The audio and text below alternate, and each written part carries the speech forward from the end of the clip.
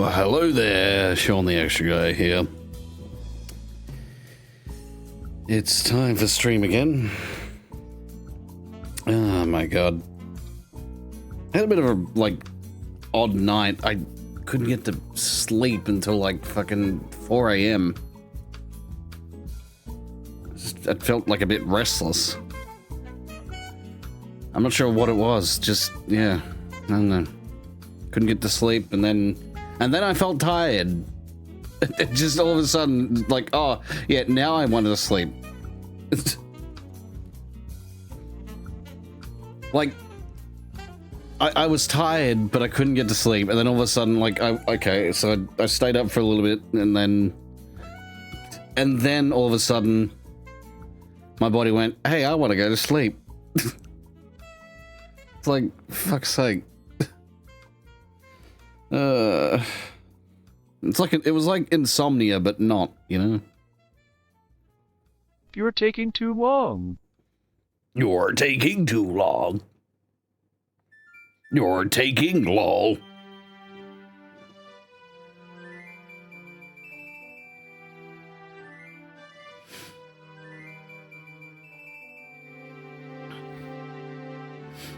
Okay. All right. I'm gonna pause that.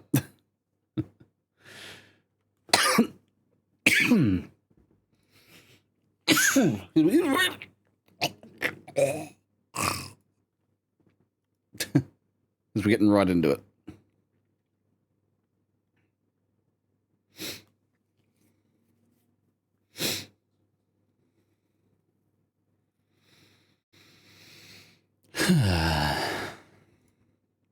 It says press enter. I clicked.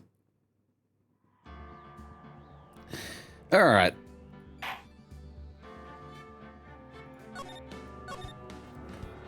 Continuing where we left off. February 23rd, 11:56 a.m. District Court. Defendant lobby number 2. Mr. Wright? Huh? What? Are trials always like this with you? Like you're swimming up from the bottom of a lake about to reach the surface? But no matter how hard you paddle, you never seem to get there? Pretty much. Except today we're swimming in quicksand. So what happened to your sister anyway? Apparently she got called off to the judge's chambers. Probably something to do with the piece of that piece of cloth. So this is where we turn this trial around, right? Our only weapon, a tiny, insignificant piece of cloth. I'm the one who's starting to feel tiny and insignificant, to tell the truth. I'm gonna go on him here and say Emma didn't do it, and she got framed.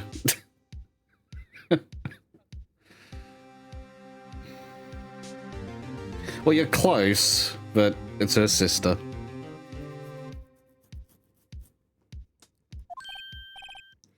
Holla, partner. They say you show a red cloth to a bull, and it'll fire up its temper. That's what they told me when I was a youngin', at least. Officer Marshall. Thought I'd come take a look, see how the trial's going. Looks like I'm late. They've got the home ranch locked down tighter than a fort in enemy territory. That hard to slip out, huh? And what is going on over there anyway? All the police I've seen these last 2 days have been really on edge. Don't you got enough on your plate without worrying about other people, compadre? You could be worrying about the chief prosecutor's taste in mufflers, for example. Officer Marshall?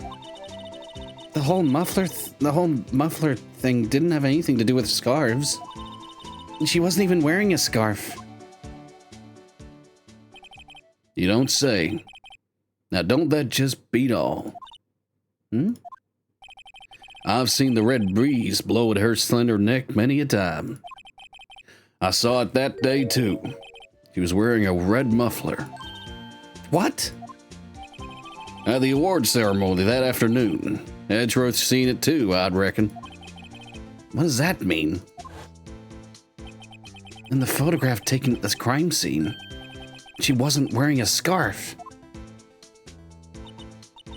So, Miss Starr wasn't mistaken.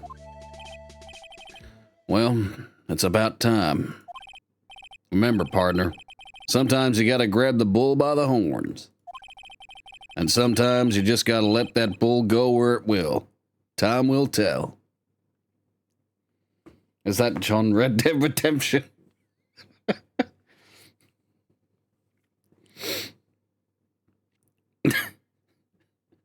Who the fuck is this? Well, it is a very strange cowboy man. A wannabe cowboy man who apparently comes from West Los Angeles. Don't ask me why. That was the explanation. I'm not sure if that's true, but yeah, that's just what one of the characters said.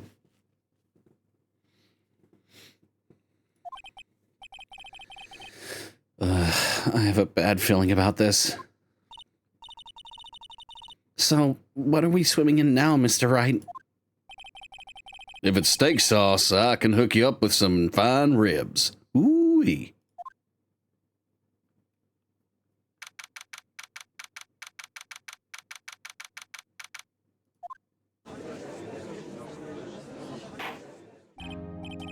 I guess the context is blue. We are versing Edgeworth in this. Essentially, there was a detective that got murdered.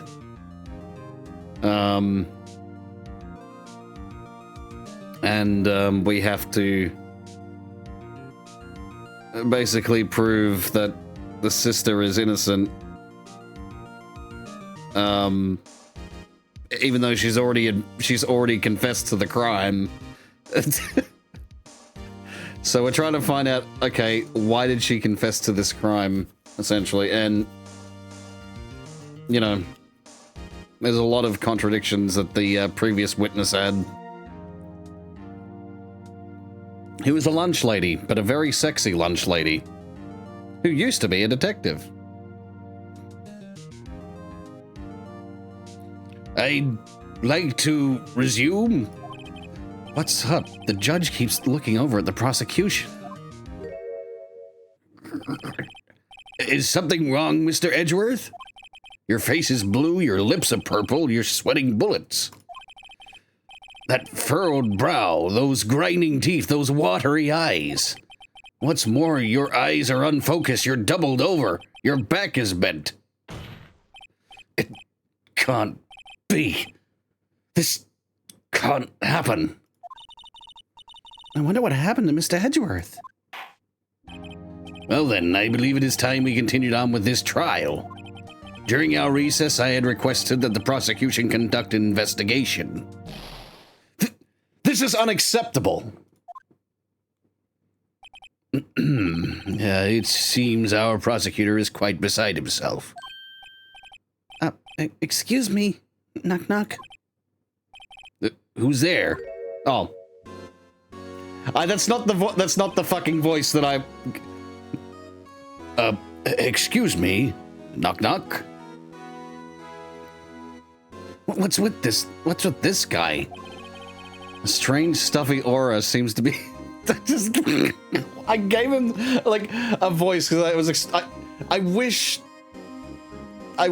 I was able to know what the guy looked like before he fucking entered, and I gave him, like, a Fluttershy voice. I'm not gonna go with that. He doesn't look like a Fluttershy.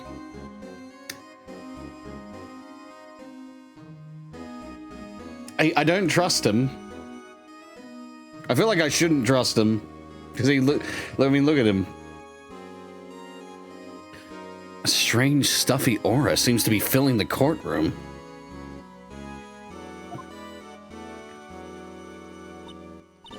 Hey, the temperature rose 5.7 degrees when that man came in. Who on earth is he?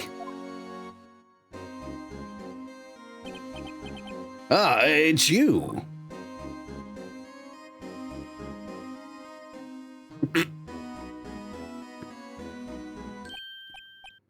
Oh. Sorry I'm late, Edgy. The roads were packed. It's just me.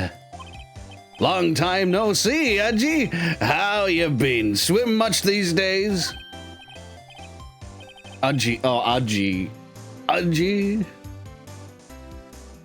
Hello. No, I've been busy. Busy, schmizzy, G, my boy. You have to make time to relax. Yes, indeed. Udgy? Seems to be his nickname for the judge. I'm afraid you're right. Very afraid. Sorry, but who are you? Ah, so you're Righto, the attorney. I've heard good things about you, son. Well, you said commit to the bait first, so I'm just going to commit to this bait. You can't seem that I'm committing to the bait.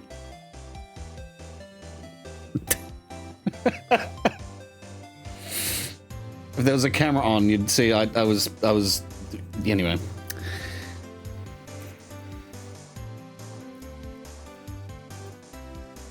Where's the fucking cowboy from LA fit in? It doesn't. We're pretty sure he got hit on the head at some point in the line of duty, and that's now him. You know, he's a pretty good looking man. What, the cowboy or this one? I'm gonna guess you meant the cowboy.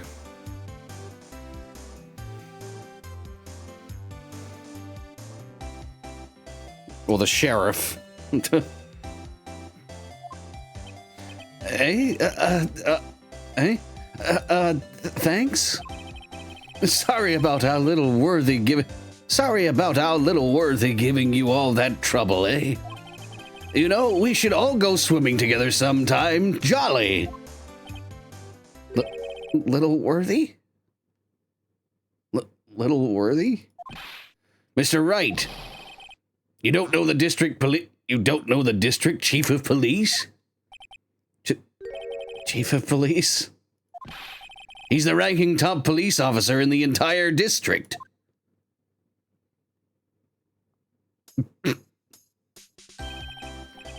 Name's Gant. Damon Gant.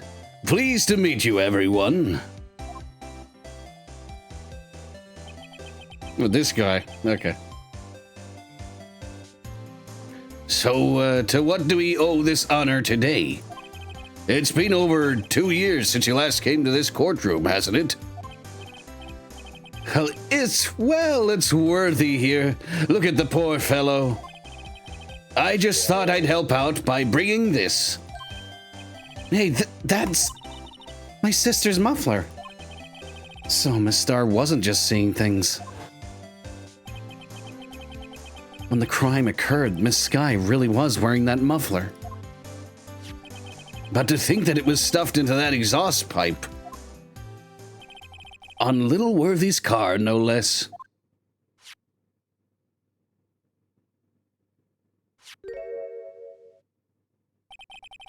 It's really quite embarrassing, even for us. What's this? It's what you'd call a switchblade knife. Quite perplexing, this.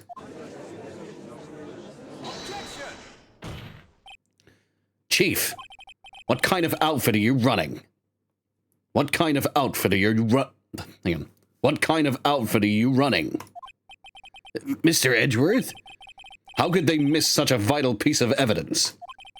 If your investigators are this lax, how do you expect us to do our job? Now, wait a minute, Worthy. I've no desire to hear you. I'm telling you to wait. Or didn't you hear me? Have a look at this document where it says person in charge of investigation. There's no mistaking that signature, is there? Miles Edgeworth? That's not fair.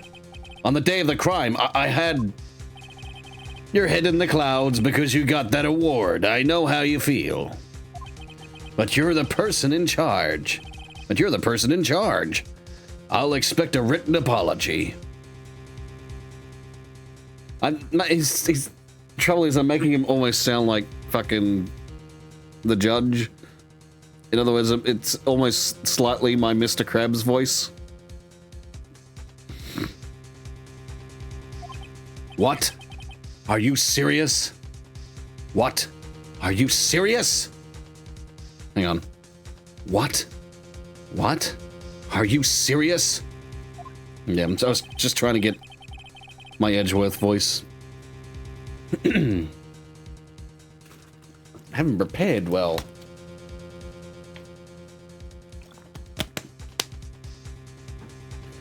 Don't be too upset. Don't be too upset.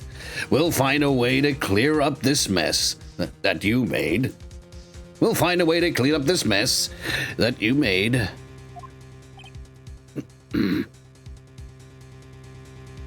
He looks like a Pokemon character.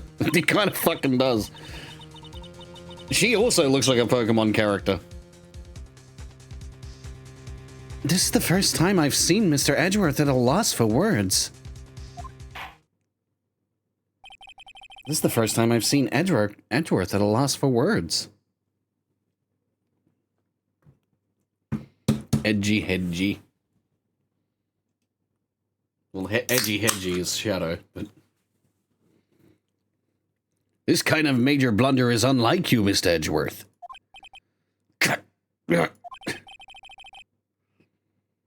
The court accepts this new evidence. But I'd like to ask the defense a favor first. Yes? Just to be sure, I'd like to take a look at the blade of this knife. The blade, Your Honor? I don't see why not. Could you open it up for me, I wonder? Could you open it up for me, I wonder?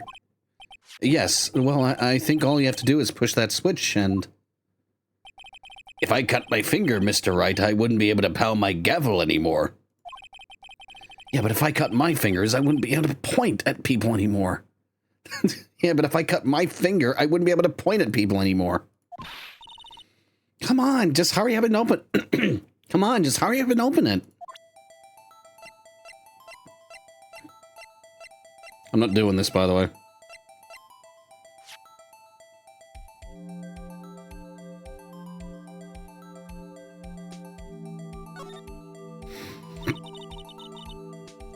There's a small tag on this knife. It's a small tag on this knife. It seems to say SL92. SL-92. What does that mean? Well, I've heard something similar. DL6 of the DL6 incident fame. But it's strange. Huh? What is? I'm not certain, but I get the feeling I've seen this somewhere before. Letters like this, or letters that looked a lot like this, somehow.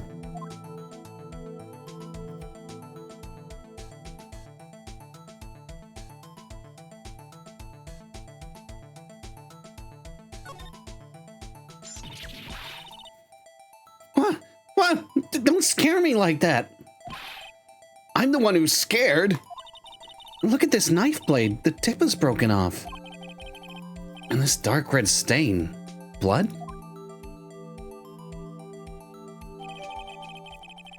Found the crime scene wrapped in the defendant's muffler. Small tag attached. SL92. Which is probably a case number. Because, DL6. Yeah. This does not excuse the actions of the police department. I would like to hear an explanation from the chief of police himself.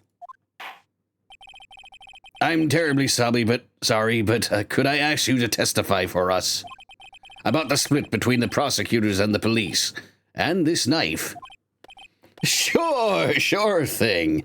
Not a problem. Not even a little one. Really.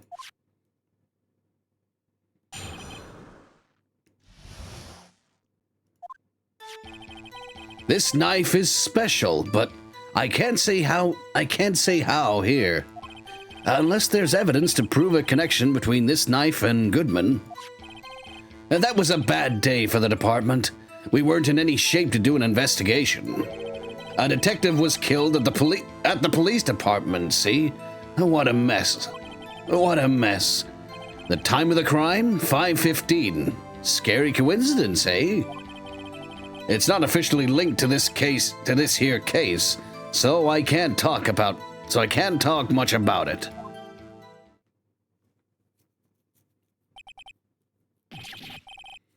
There was a murder at the police department? A detective? That's hush-hush information. That's hush-hush information, Udgy. We haven't exactly announced it yet. Wait a second. You said 5:15. That's the exact time that Detective Goodman was killed at the prosecutor's office. Order, order, order. Anyway, we at the department were all aflustered, as you might well assume. We're in the middle of a top-secret investigation. Don't tell anyone, okay? I think we understand the police department's situation. Well, Mr. Wright, 2 detectives killed at the same time in 2 different places. The chances of that are really slim. Scientifically speaking, of course. I'd like to exercise my right to cross-examine the witness. Very well. However, keep your questions focused on the case at hand.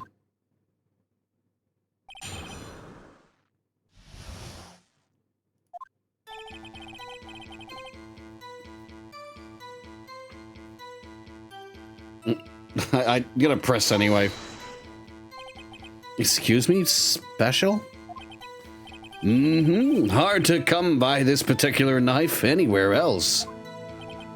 Might that special thing be this little tag? Oh, sorry, Righto, but I can't say that now, not that. We've established that the knife in Goodman's chest was this knife. Now why was there another knife? Why was there another knife at the scene of the crime? That's quite a mystery. And like a mystery, it's wrapped in something. A muffler. Unless there's evidence to prove a connection between this knife and Goodman. This knife was found in the scene of our crime. I think that makes it connected to the case, don't you? See, there's a lot of things that go on at the department I can't explain. It's delicate, okay? Sorry, Righto. Maybe there's something about this knife that will give us a clue. Let's examine that knife while we can, Righto. Evidence that links this knife to Detective Goodman. I think perhaps the pieces are falling into place. I should try presenting the piece of evidence that's had me stumped all this time. So, how are things down at the department?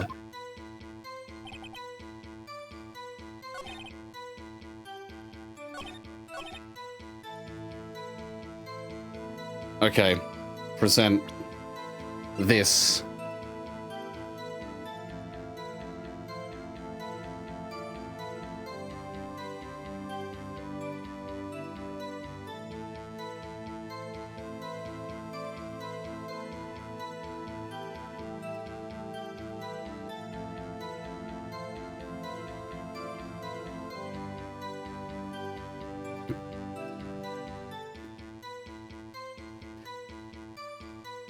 I know. Oh, wait, hang on. It needs to be. It's upside down. SL, yeah, because SL9-2. I should say SL-9-2.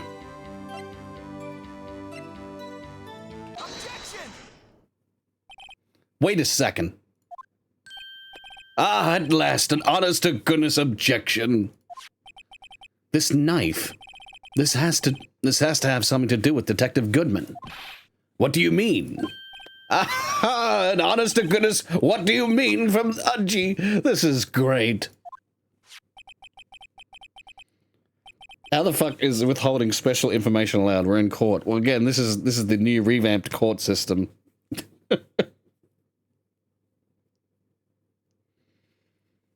Look at the tag on this knife. Look at the tag on this knife. It reads SL-92. And this is important. Why? Over here we also have a memo that was on the body of the victim. What's this? 6 minus 7S. 12 to December 2nd? Your Honor? You're upside down. Your Honor? It's upside down. Upside... The printed name on the memo makes it look like it's right side up. But turn around, and what do you get? Ha-ha! Whoever wrote this note was holding the paper upside down. SL-9. That's the same thing that is written on the knife's tag. Order! Order! Well, Chief? Ah, well. I guess the cat's out of the bag. You win, Righto. I win? That game... What game is this guy playing? This knife was evidence in a case. It was stolen from the department's evidence room. So this knife was stolen? Yes, but on the day of the murder... It was evidence, you say. Was it in fact a murder weapon? Nice, nice, good show, little worthy. It was a murder weapon, as it happens. It was evidence from a case long since solved. So this knife was stolen on the day of the murder. Your Honor, you're upside down. That was my fuck up. Your Honor, you're upside down. Fucking...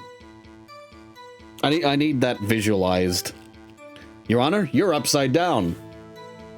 Oh, it appears that I am.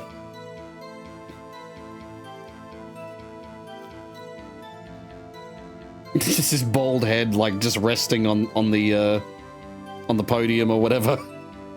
And he's just holding his hammer, his gavel.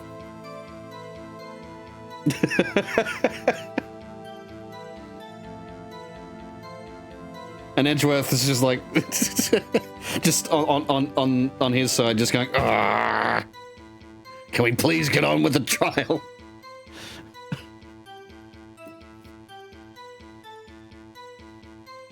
Oh, God. So, this knife was stolen on the day of the murder? Hang on. He's written in his head. Fucking hell. It's written in his head? He's saying it in his head. Oh. So, this knife was stolen on the day of the murder. And it was found in the exhaust pipe of Edgeworth's car. Hard to think there isn't a connection there.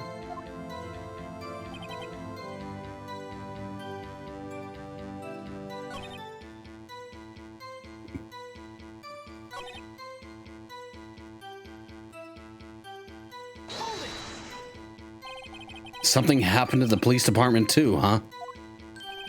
You got a good look in your eyes there, Righto, my boy. Sharp, hungry. So, something did happen, and why wasn't I informed? Why weren't you informed? Well, why didn't you ask? No matter, I understand. You were busy, what with Lana's case and all. Well, what happened? What happened at the police department that day?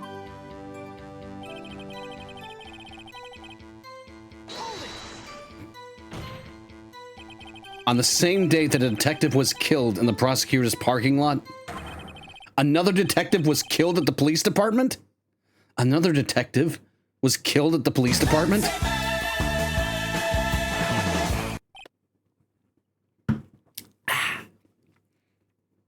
That's a fact. Surprising, isn't it, Aji? I'm at a loss for words. And the perpetrator? Do you have a suspect?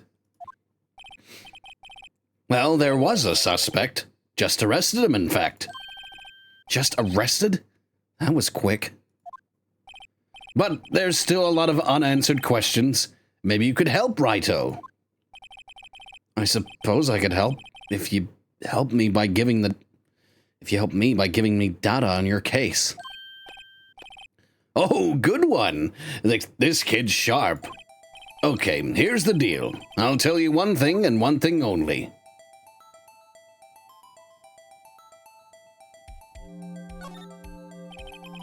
Well, how was the detective killed?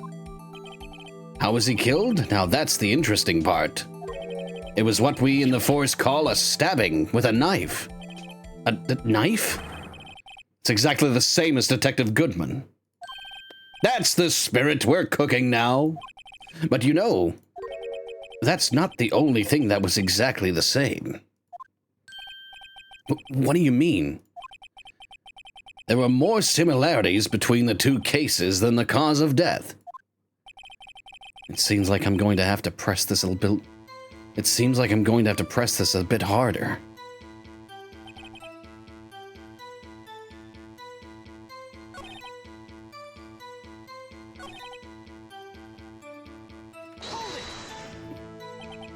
$5.15? But that's when Detective Goodman was killed in the prosecutor's office. What? Funny, isn't it? A murder at the prosecutor's place and a murder at our place at the very same time. What are the chances? Coincidence?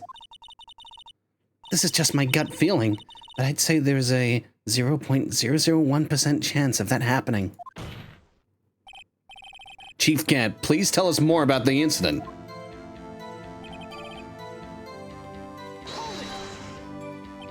How can you say there's no How can you say there's no connection? How? Because I'm the chief of police.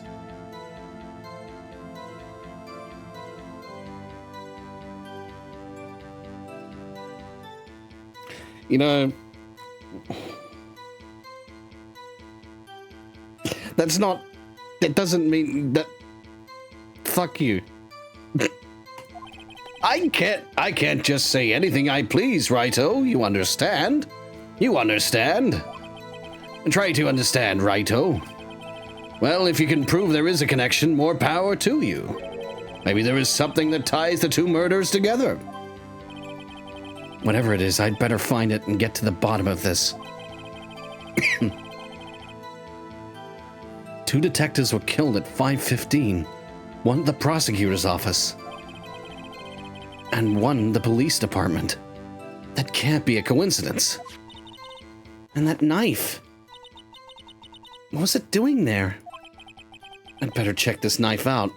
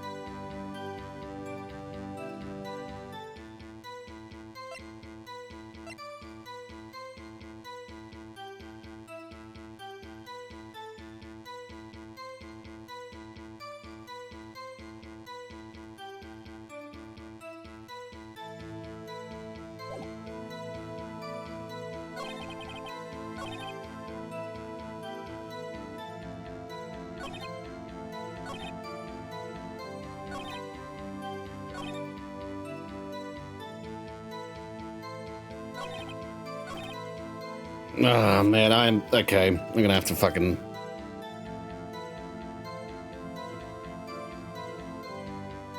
I'm not getting it.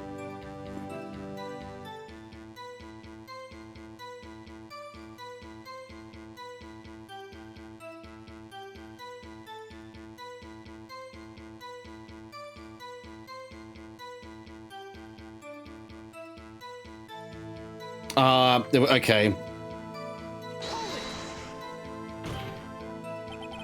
I was supposed to ask a different question.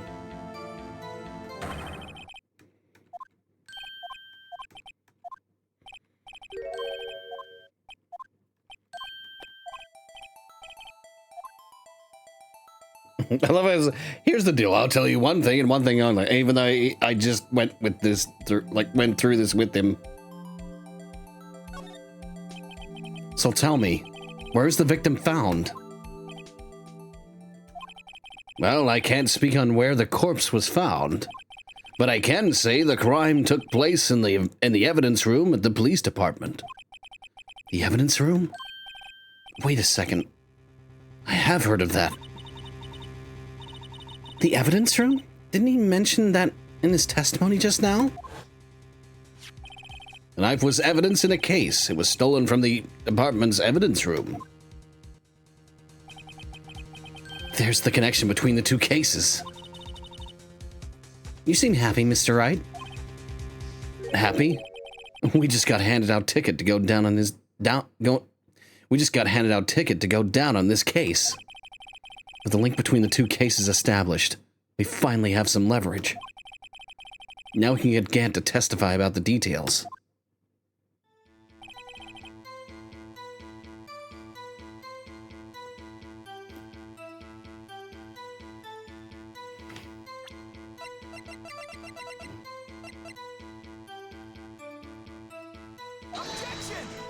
God damn it. Your Honor, that contradicts the evidence. It does? I don't see anything contradictory. Really? Objection overruled. Try to think before you make accusations, Mr. Wright. Whoops. That didn't go so well. That didn't go so well.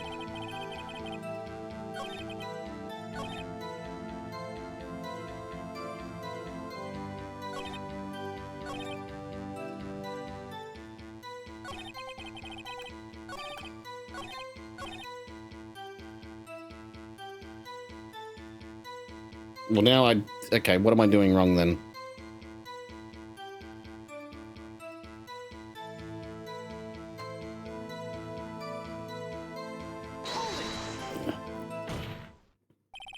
Chief, the defense's position is simply this. The connection between these two cases has already been proven. Huh? Hey? You don't say. Well, out with it, Righto. What's your connection? Yes, out with it, Mr. Wright. The connection is a place mentioned in the testimony we just heard. The knife found in the lot was stolen from the police department's evidence room. Not to mention the victim had on him the case number on the knife's evidence tag. And we also know that the detective murdered at the police department was killed in the very same evidence room. Was killed in that very same evidence room. Indeed. There do seem to be too many connections for it to be a coincidence.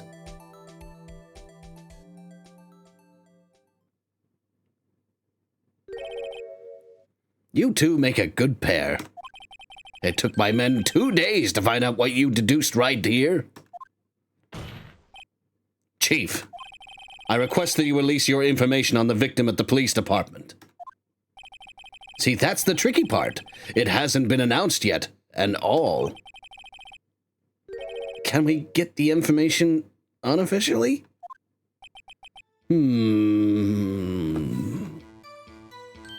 Sure, why not? It's unofficial after all. But what, really? Who would have guessed? I'll cooperate, but I can't reveal the name of the victim at the department, okay? If you're going to tell us a little, why not tell us everything? Ah, well, case information is sticky stuff. You have to do everything properly. Oh, well, I guess I might as well try to get what I can out of him.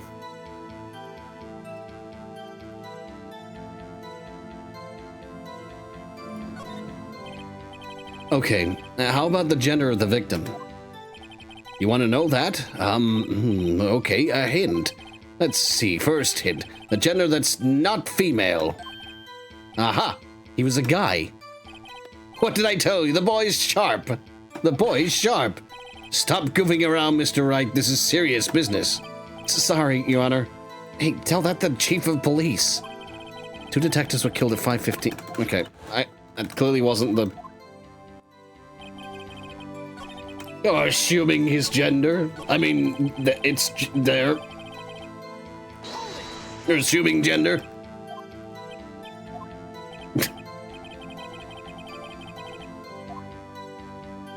Victim's ID number. Okay, how about you tell me the victim's ID number? Sure, why not? It's not like you'll be able to tell who it is from that. Of course not. You won't tell me their name, after all. We keep a tight lid on ID numbers, so don't go getting your hopes up. The number is 5842189. He remembered that somehow. Now, Detective Goodman's ID. Well, that's quite long. And we have to remember these. It drives me nuts. I can't do it. You didn't even get the first number right. Well, Mr. Wright, does this tell you anything? The ID number of the victim at the police department, 5842189. Actually, it does, Your Honor. It does, I think. Meaning? It has to be what I think it is. But what does this mean? Well, let's hear what the defense has to say. You say the ID number of the detective who was murdered at the police department tells you something? What does it tell you? Witness. What is it, Mr. Wright? You're grinning like a schoolgirl on prom night. No, it's just, I got confused. And this is news? Huh? Just come out with both guns blazing, like you always do. Like you always do. The police department, the prosecutor's office. 2 places, 2 detectives murdered at one time? Actually, I happen to have a police ID number here. Oh, is that yours? No, Your Honor. I'm a defense attorney, remember?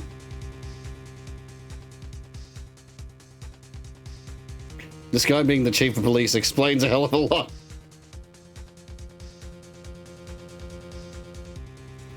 Does this case feel even more scummy and corrupted than the last one? Yeah, you know what? There is a lot of fishy shit going on here. Someone's responsible for this, for 2 murders. This is the ID number of our victim, Detective Goodman. Shame on you, Righto. Personal IDs are top secret. Yeah, that almost sounds like my fucking... oh my god. I just realized that voice is almost my Eggman voice. Don't worry, Sonic. IDs are secret. Don't worry, Sonic. I'll go easy on you. I don't know why. Nice, Mr. Eggman. I do love that hedgehog. I don't want the Chaos Emeralds. I want to give them... if I found one, I'd give it back to Knuckles. Anyway. Detective Goodman's ID number is 5842189. And this means what exactly? Huh. Wait. That ID number we heard from the chief earlier. That started with 82. I'd forgotten. You didn't even get the first number right. Again. The number the chief of police gave us was 58-42189. But wait a second, Wright. What does this mean? That's what I want to know. The two ID numbers are identical. In other words, the detective killed in the police department's evidence room was Bruce Goodman. What does that witness think about that? Oh, sharp as a tack, righto. Sharp as a tack. But wait, Detective Goodman is our victim. He was killed at 5:15 in the underground parking lot. Yet a detective, Bruce Goodman, was killed at the police department. Yet a detective, Bruce Goodman, was also killed at the police department. In the evidence room the exact same time. That's impossible. So what we're saying is the same person was killed at the same time and in a completely different location? Order, order, order! Chief, what does this mean? No. What I want to know is, why didn't I hear about this? Yes, it's top secret, fine.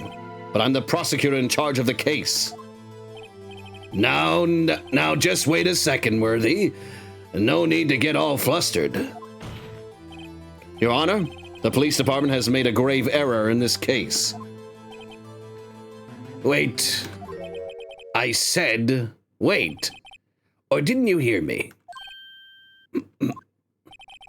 The oversight, the grave error? Mr. Edgeworth, they're yours. What? How dared... We informed you yesterday. I believe it was our Officer Meekins who brought you the news. Officer Meekins? Mr. Wright, where have we heard that name before? Wait. Aha!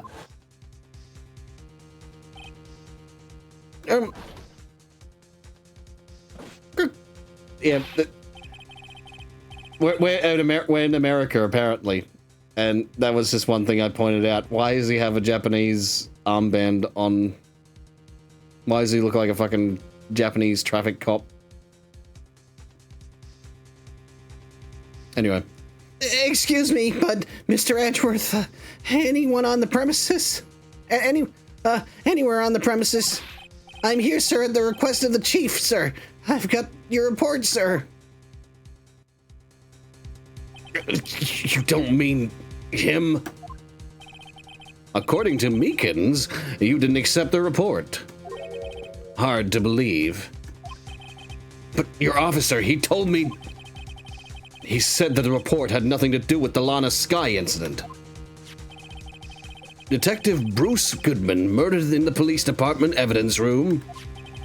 Mr. Edgeworth, the victim's name is written right on the top of the report. Why didn't your officer tell me? Why didn't your officer tell me? Honestly, I'm not sure if that officer was capable of making the connection. He did seem challenged. In any case, this is a serious error, a gross negligence of duty on your part. On your part, Worthy. But sir, you could have submitted that report this morning to the court as evidence. Then I...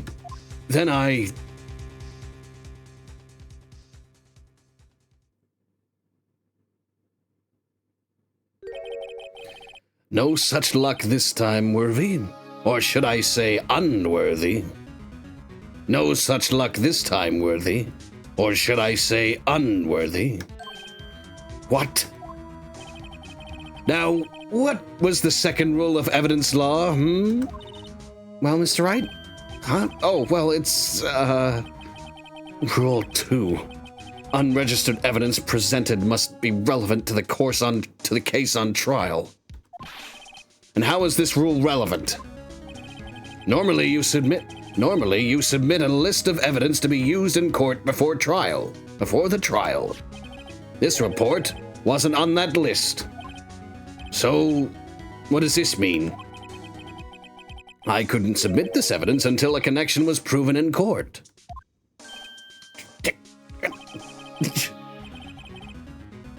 The connection was just proven by Wrighto over here. Good job, Wrighto, my boy. Huh? I was just doing my job. No. No! No! No! I meant to fucking read that. It seems we have come to the end of this trial. I know you're going through a tough time, Worthy. What with all these rumors. You were even in the defendant's chair just this past December. I apologize for this terrible lack of due diligence on my part. Mr. Edgeworth? Please, just give me 1 day. I'll get to the bottom of what happened. If it's the last thing I do, you'd better get results this time, really. You have my profound apologies, sir. Poor Mr. Edgeworth. I don't think there's ever been an error this serious in the history of this court. I will grant 1 further day as the prosecution has requested. Will that be sufficient, Mr. Edgeworth? Yes, Your Honor. Yes, Your Honor. Thank you. Whatever your punishment for this is your sake, Whatever your punishment for this, for your sake, I hope it's not decisive. Very well. Court is adjourned.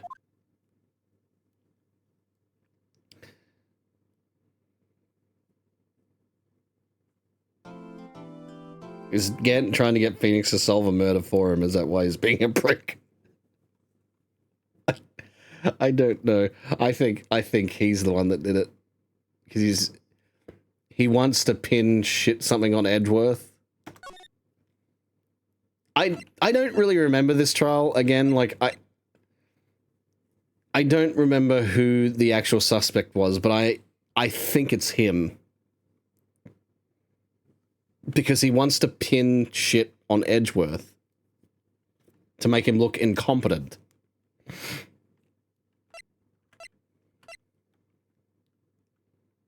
And we know Edgeworth is an incompetent.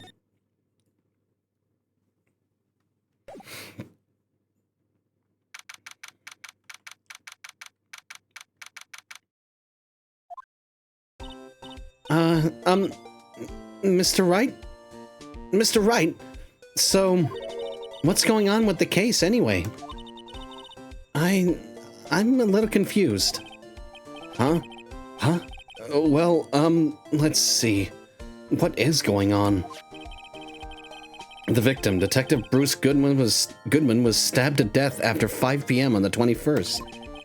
He died in the prosecutor's parking lot and the police department's evidence room. What's this and the evidence room part? The prosecutor's office and the police department are 30 minutes apart by car. Well, that's what we're going to find out. Or try to, at least.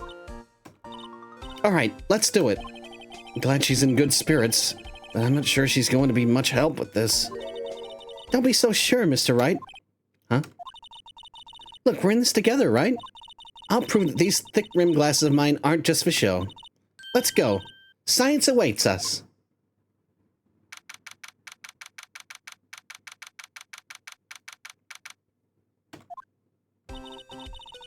You know, I really don't think we should worry about the police department murder. There wasn't even a body found there. Who cares? Yeah, it was only our victim who was killed in their evidence room. No biggie. Besides, my sister would never do such a thing. I know it. That oil drum? Was it empty? The oil drum kicked over by the chief prosecutor was brimming with water. My sister. Erasing evidence at the crime scene. Never. Even though she says they don't get along, Emma really likes her sister. That's not it at all. It's just... we're both professionals at what we do, and I trust her. Big words for a high school student. Well, whether there was blood on the floor or not, the water in that oil drum washed it all away. Ignore the strength of my science at your own peril, Mr. Wright. Huh? What's that grin for? This situation calls for one thing, and that's luminal testing fluid. Luminal? Blood is sticky stuff, you know. You can't just wash it all away with a little water. And why didn't the fucking police department have this? Why didn't they... I'm asking questions with this police department, and we already know it's incompetent. Anyway, even if you can't see it, it's still there. But wouldn't the police have already done those tests? Wouldn't the police already have done those tests? Never trust anyone's eyes but your own, Mr. Wright. Just give it a try. Me? Why do I have to do it? I'm a minor. I can't even drink yet.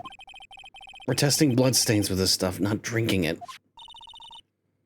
Here, look, I'll lend you these glasses. Huh? You want an extra pair of those things? To test for a blood reaction, just spray the luminol on it.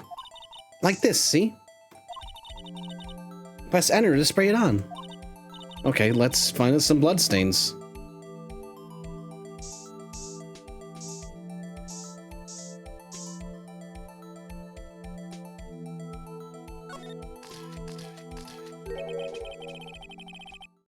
I can see her eyes shining behind those glasses. You get the feeling the witch trials and the latent crossover are more reasonable than its legal system. So, is this a bloodstain? It's so... Emma, you're shaking. It's just... this is my first time seeing real blood. Scientific investigation in action. Okay, we'll definitely know that this is... we definitely know that this is a bloodstain. But doesn't something strike you as odd? Scientifically speaking, of course. What's odd about this scientifically?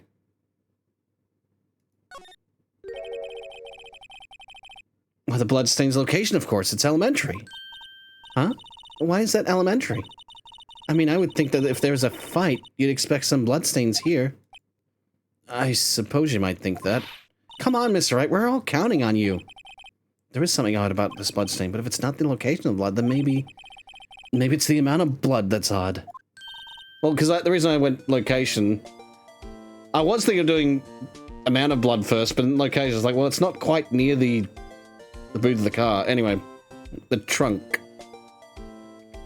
Anyway, I definitely think so.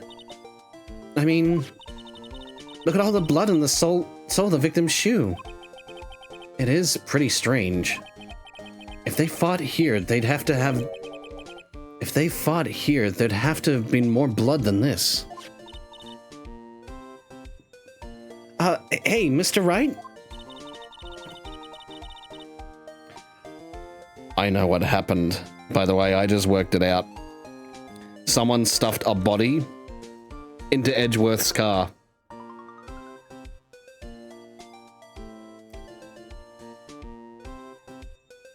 Someone stuffed the body in Edgeworth's car.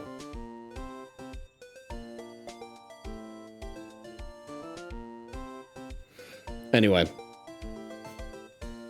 I'm gonna mark up the floor plans where we find a bloodstain, okay?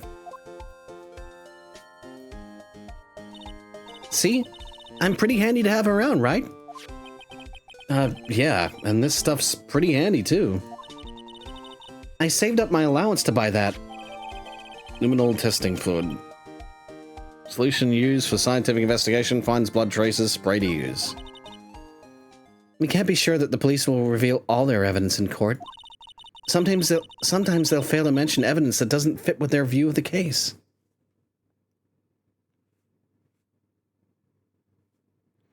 Someone give Edgeworth a break at Running Man.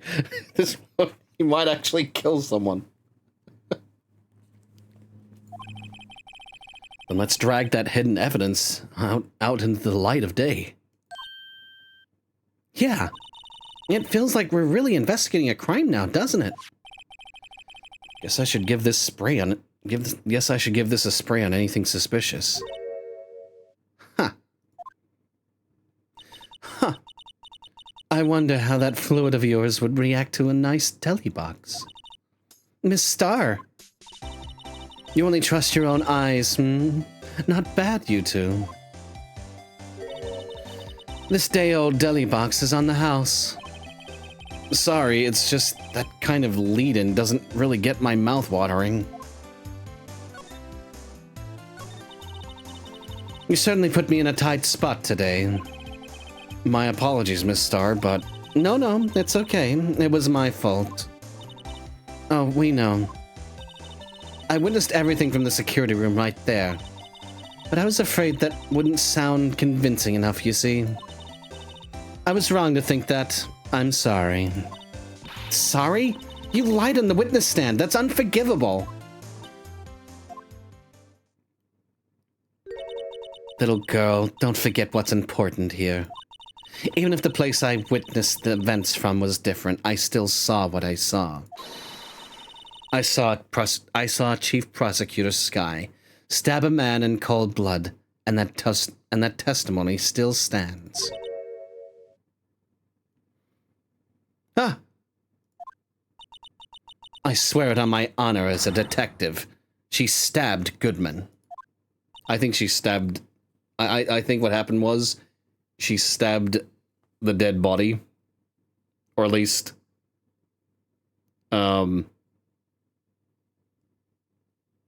Yeah. Because I think what would have happened was Edgeworth's knife would have still been in the body. And so she would have, like, taken it off. Taken it out, sorry.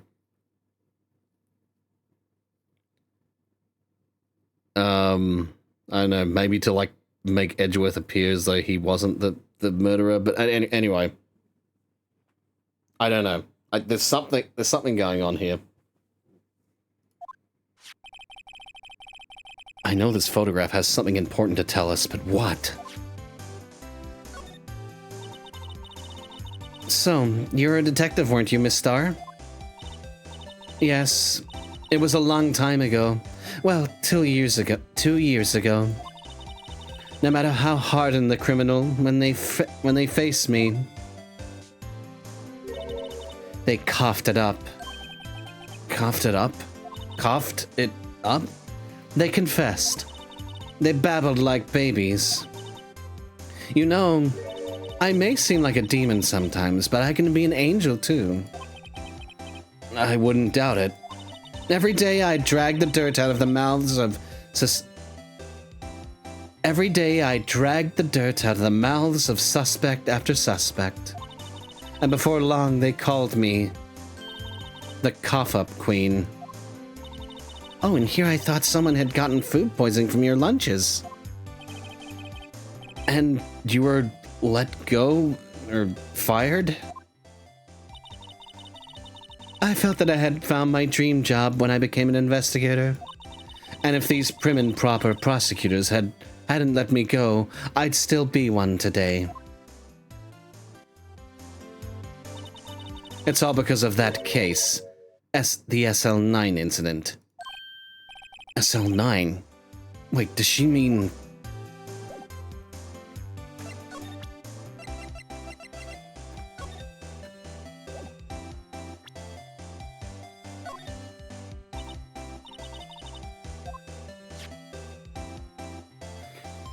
The SL9 incident is written on that knife. Like, what do you think of this?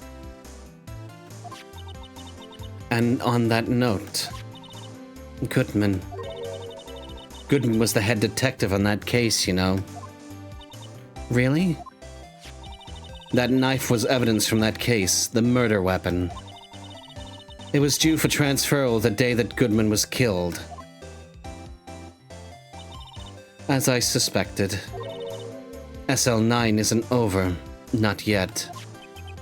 Do you think you could tell us more about the SL9 incident?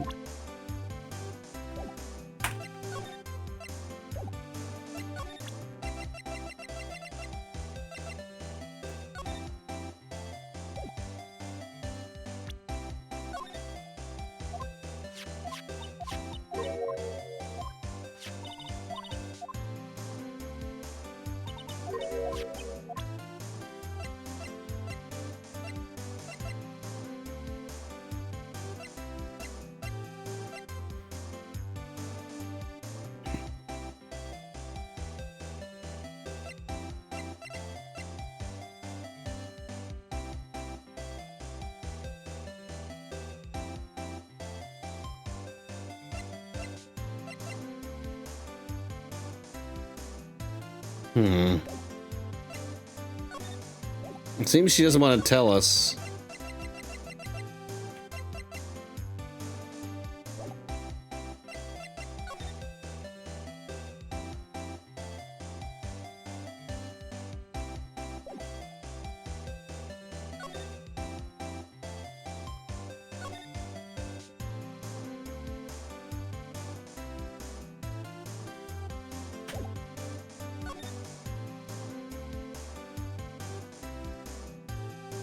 Okay, what am I missing then?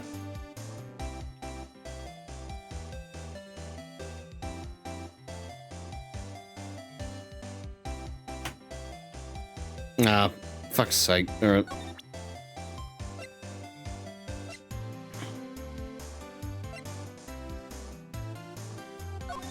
People stop withholding information for 5 minutes. For 5 minutes? Could you stop withholding information for 5 minutes? Fuck.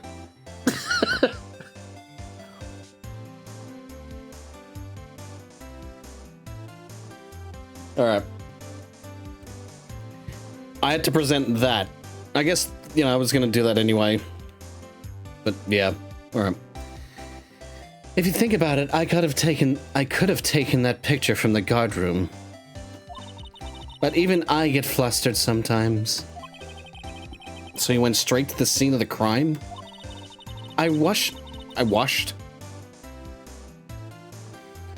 towards the chain link fence in an effort to stop the murder. That's when I took this photo, yes. In other words, 5 minutes after the crime. In other words, 5 minutes after the crime? Those 5 minutes were the whole problem. The hole in my testimony, as it were.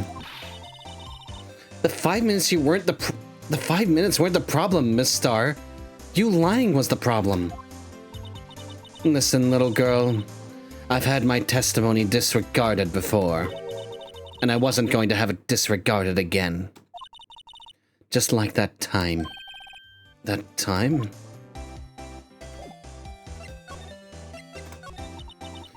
That incident really opened up my eyes to the truth. We're nothing to them. Disposable. Disposable to who?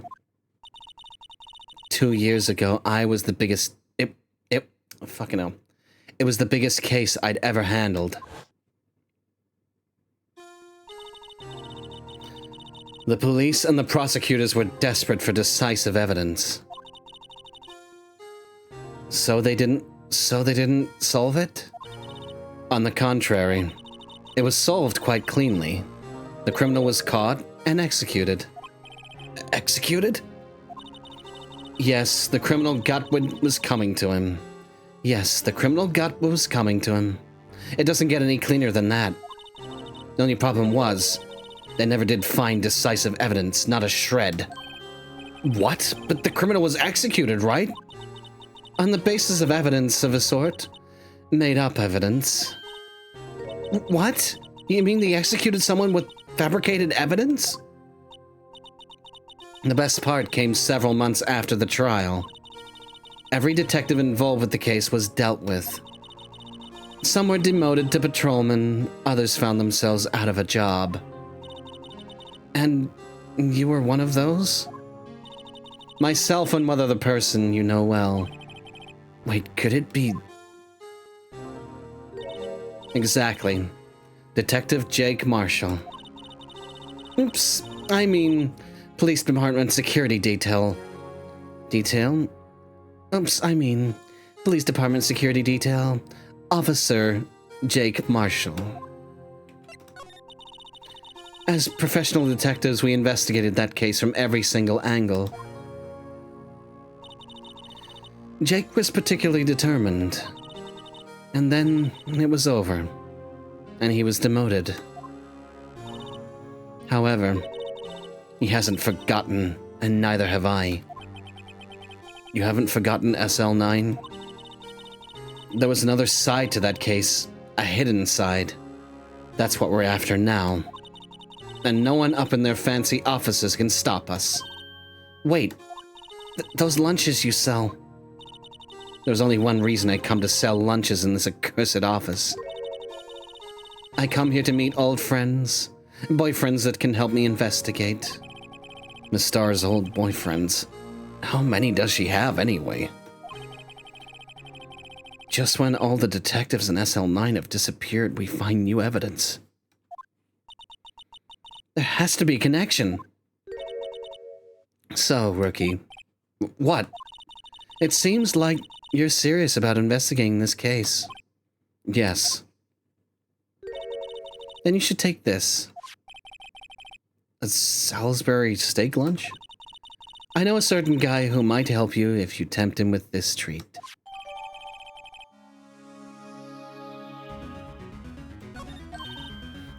Miss Starr? Officer Marshall. Is he your... are you his... Are you going out? Why do you want to know? I was just wondering what happened to him. A long time ago, when he was helping my sister do cases, he was so nice. He got along so well with my sister, it made me jealous. And he was nice to me too, back then. This would be when Officer Marshall was a detective. But now he's so cold. Jake and I are merely cooperating on this investigation. We're putting the past to rest, as it were. Nothing more than that. I see. Thank you. Officer Jake Marshall. Alright. We might have to go to the detention center? I don't know. Might as well.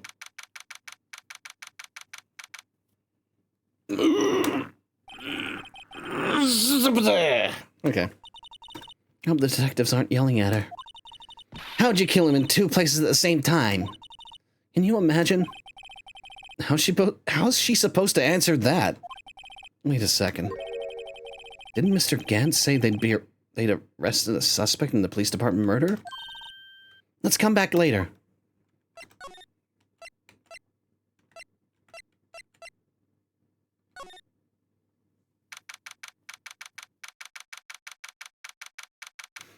Criminal affairs. Wow, everyone looks deadly serious here. Well, there was a vicious murder of a detective down at the police department. Yes, but the same detective was also killed at the same time in the prosecutor's lot. It makes my head hurt. Well, first things first, let's go check out the police department crime scene. Yes, you sound dead set on investigating. But don't mess up, or we could wind up dead. I doubt anyone wants more mysteries or dead bodies around here right now. But it doesn't look like anyone's going to help us much either. It doesn't look like anyone's going to help us. But it doesn't look like anyone's going to help us much either.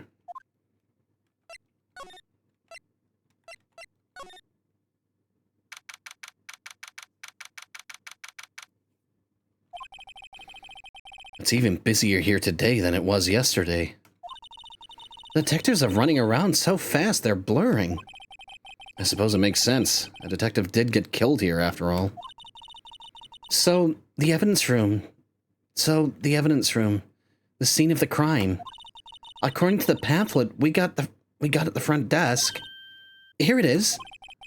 She's like a kid at an amusement park. Ooh, a real crime scene. Let's go take a look.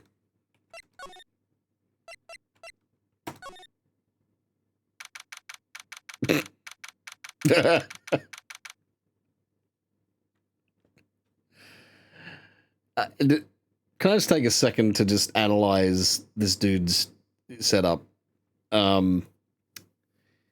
He's got cacti. He's got various outfits.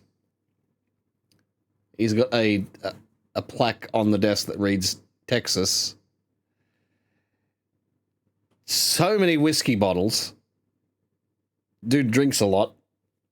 Has a cowboy cow print hat.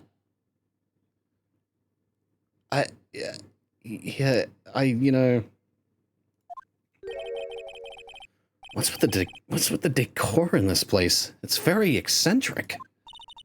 According to the pamphlet, this is the guard station for the evidence room. So beyond that door is the evidence room. The scene of the crime. The scene of the crime? It sure seems that way. Oh. What's wrong? It's those cacti. They're so prickly. So imposing. It's hard to think straight. If you can't handle the cacti, stay out of the desert. Stay out of the desert. What I want to know is if this is a guard station, where's the guard?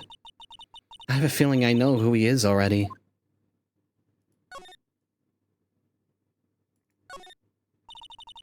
Yipes! These sure are prickly. They must be the real deal. I would think just one big one would be sufficient. These cacti are a lot like my sister, actually. How so? Encased in a cold, rigid shell with spines pointing in every direction? Just like her. I'm not so sure I see the resemblance. It's more an attitude thing than a physical similarity.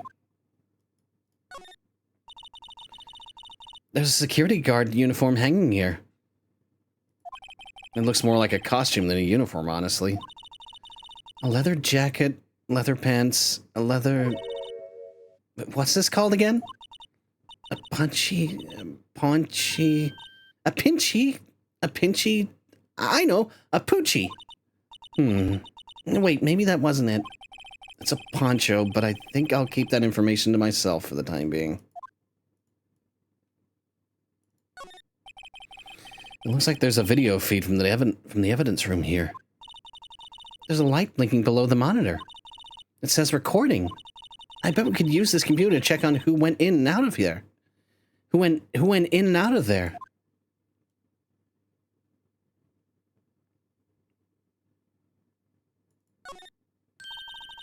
The swinging door makes the place look like some kind of saloon.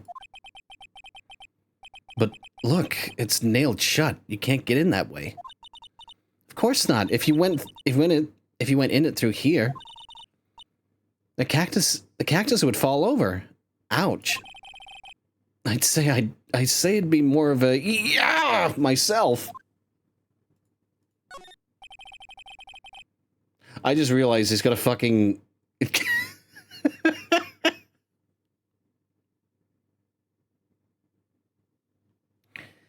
yeah, that'll trap him.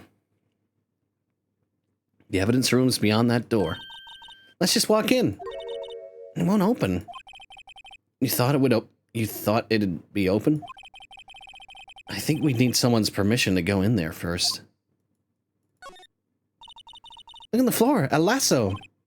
Looks like it's set up to trap something. A trap? Here? Oh, wait, I know. Maybe someone was trying to catch a wild bull in here. But the lasso missed. You sure have an active imagination. Okay. I believe we've...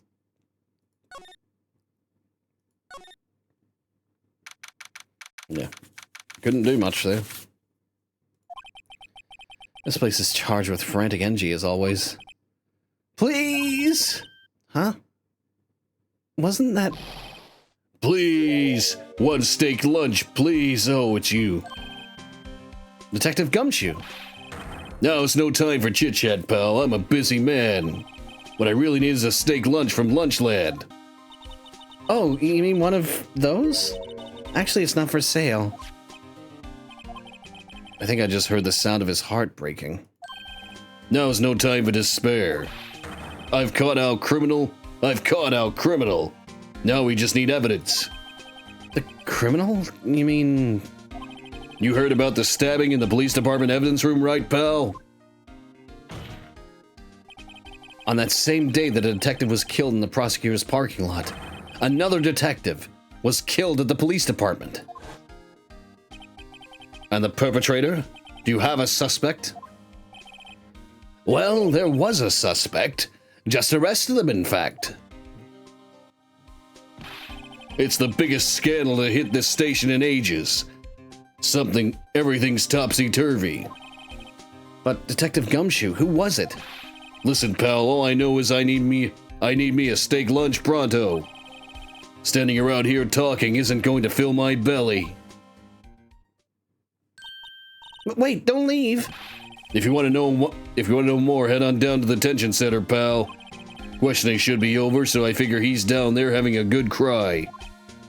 Later. He ran off to the evidence room. Well, this investigation is off to a running start.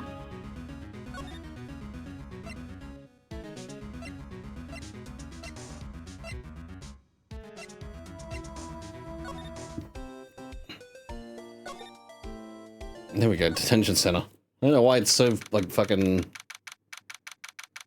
Why I can't go to the detention center from there. Anyway.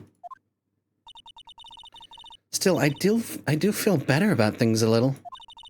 I mean, they caught the person who stabbed Detective Goodman, didn't they? Yeah, I guess they did. Best not to go too far down that road right now. Things will just get confusing.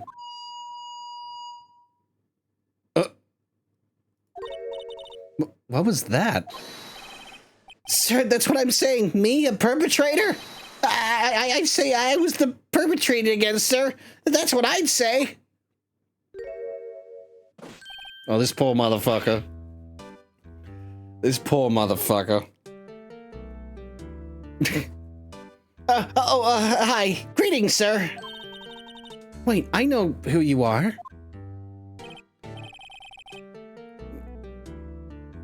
Well, excuse me, but is Mr. Edgeworth anywhere on the premises? I'm here, sir, at the request of the chief, sir. I've got your report, sir. Officer Meekins. So you're a guard here at the detention center? No, sir, I'm not, sir. I'm a little lost patrolman, like a little lost lamb, sir. Oh, I get it. You're here to deliver a report. No, sir, how should I say this? Wait, he isn't, is he? You, Officer Meekins, you didn't, did you? Perpetrators, Officer Meekins, perpetrator Officer Meekins reporting, sir. What? What? Now this is an unexpected turn of events. Sir, I'm a patrolman with General Affairs, sir. Sir! Ow, I can hear you fine, Officer Meekins. I had some business that day, sir, and so I went to the evidence room, sir. The guard station in front of the room was empty, sir. So normally there's a guard at the evidence room. That's right, sir, because evidence is kept in the evidence room, sir. Now the security officer was none other than Officer Marshall. Marshall? Then, sir, I happened to glance at the security room monitor. That's when I saw him, sir. A suspicious person in the evidence room. A suspicious person, sir. A suspicious... Ow! What the heck is this guy doing?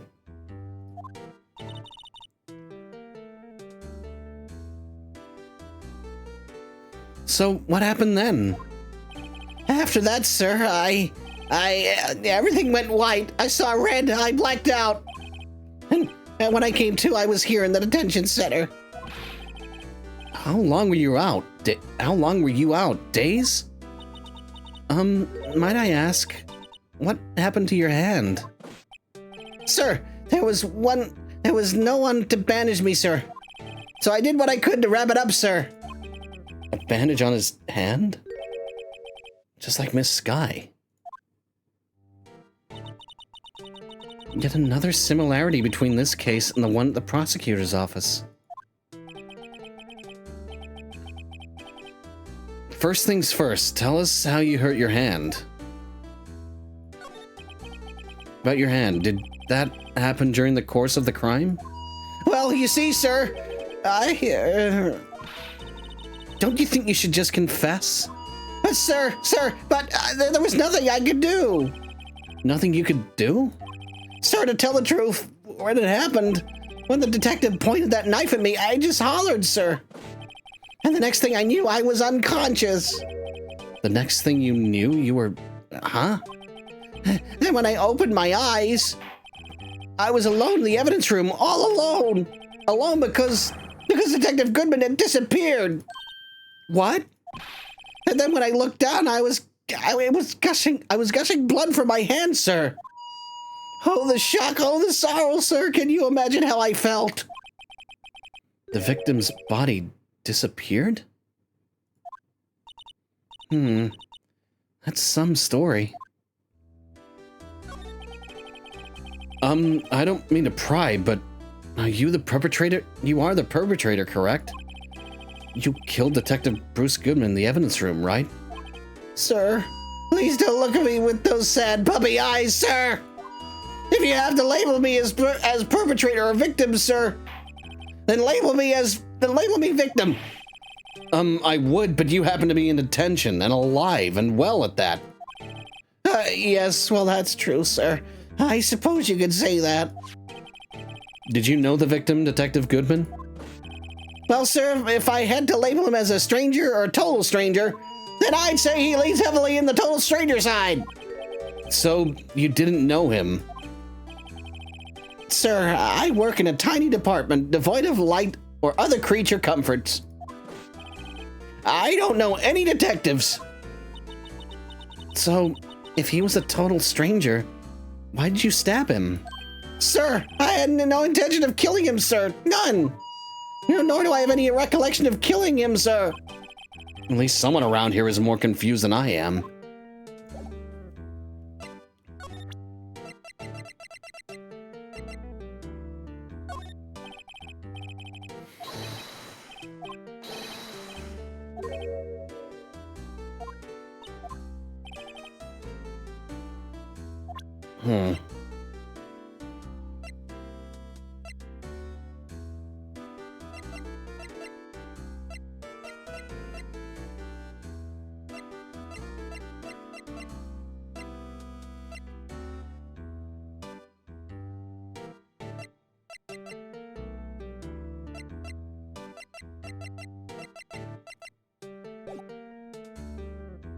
Okay, hang on.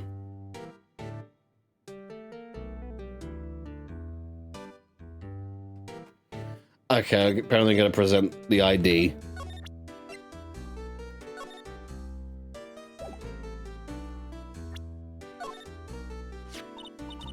Do you think you could take a look at this? Hey! That's it, sir, that's it, that's it! That's what? My head was a blank until this very moment. But, sir, now I remember. I remember, sir. You mean you remember what happened? Correct! That card was the cause of it all. This ID card? Exactly, sir, that's exactly it. Nothing can be more exact, sir, nothing. I better pry into this one a little deeper. Can you tell me what it is you do remember? Well, sir, you might say I'm a little lost patrolman. Lost little lamb, if you will. I didn't know Mr. Detective Goodman, who was in the evidence room, and that's why you thought... Well, and that's why you thought he looked suspicious? Sir, I entered the evidence room and asked the man to show me his ID card. Well, that sounds pretty much by the book so far. That's right, sir. That's what I've been trying to tell you. So you asked Detective Goodman to show his ID card. What'd he do? That's the thing. Suddenly he pointed a knife at me. What? Sir, I assure you, I was as flustered as you are right now. So I whooped and leapt at him. Detective Goodman pointed a knife at him? Do unto others before they do unto you. My father's own words, sir. What happened then? Well, my eyes, sir. Everything went white. When I awoke, I was here. Right.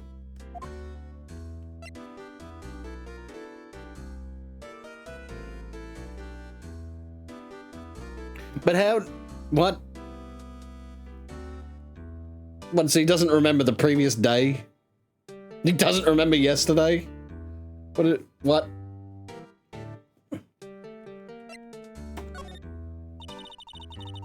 So, Officer Meekins, Officer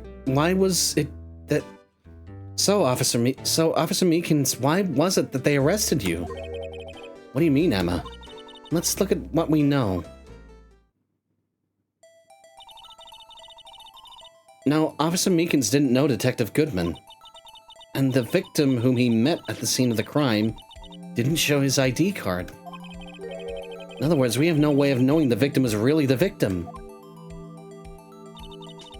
And if this body just disappeared from the evidence room, we don't even know if anyone actually died.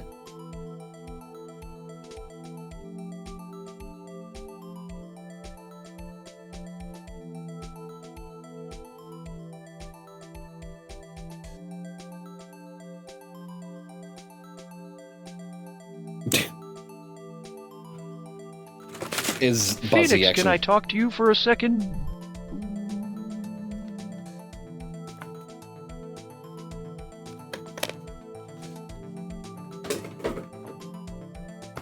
I think we need to cut our losses and let whatever happens happen.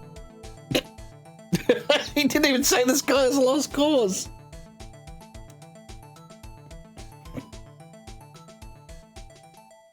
Anyway. That's it, sir. That's what I wanted to say. That is, I did say something along those lines. Huh? But you still ended up here. They told me that it had to be him, sir, on that day, at that time. Detective Goodman was definitely in the evidence room. That's what they said. But you don't remember the events clearly. No, but the videotape was quite clear. Huh? Videotape? From the security camera. The crime I swore to stamp out. It's there. It's me. It's on tape.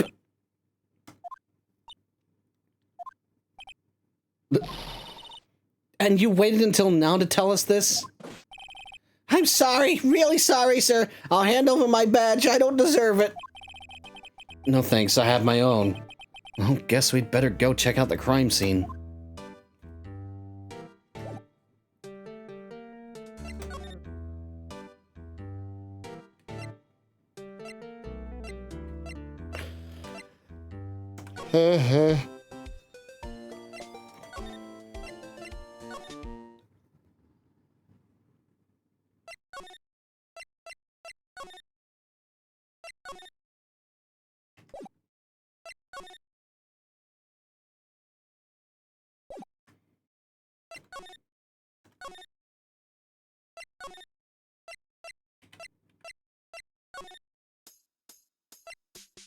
Oh, for fuck's sake. Okay, where does it want me to go? Criminal Affairs Department. Okay, fucking...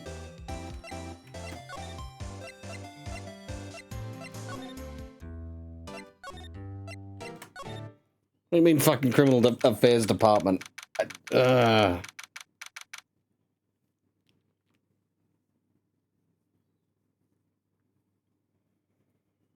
The criminal's plans to frame everyone so it's impossible in an hour.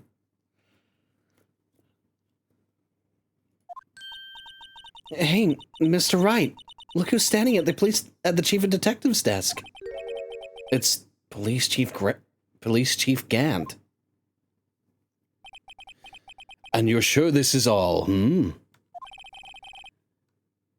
know what it means if there is anything missing. Sir, I'm sure it's most likely totally perfect. We checked all of his drawers, lockers, garbage cans, bags, coat pockets, hats, under his seat cushion, behind his computer monitor, inside his personal coffee machine. Behind his computer monitor, inside his personal coffee machine. I see. Well, if anything does turn up, you call me right away. Deal? Yes, sir. We'll scour the place again, sir. The chief of detectives looks a little flustered. Aha! Righto, my boy. How are you been? Swim much? Oh, Chief Gant, reporting for duty, sir. Why are you saluting him, Mr. Wright?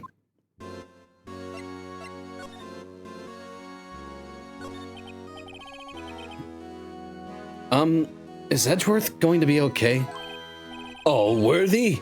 Oh, you know, they're doing a little inquiry committee with him. Sounds like an inquisition. Yep, well, they've had no end of trouble with that boy since last year. You mean the incident on Gourd Lake? It doesn't look good having a top prosecutor sit in the defendant's seat, does it?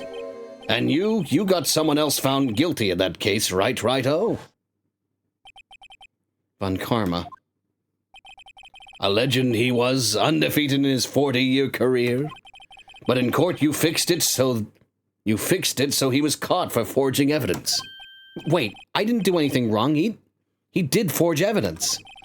In any case, the prosecutor's office is in a bit of a turmoil, you might say. Why, they'd do just about anything to restore their reputation. Now, depending on what excuse me. Now, depending on what that inquiry committee decides, it could be bad for Worthy. What? It's downright odd, I tell you. The detective getting killed on their turf. Too, I mean. They're being the prosecutors, I assume. Scientifically speaking, it's impossible. Yes, but that's what the evidence is saying. Gooden was stabbed in 2 locations at the same time. That's what it says. What evidence is this? What evidence is this? Now, righto. I can't give away all our secrets just like that. And this in particular, well, it's a little sensitive and I can't talk about it.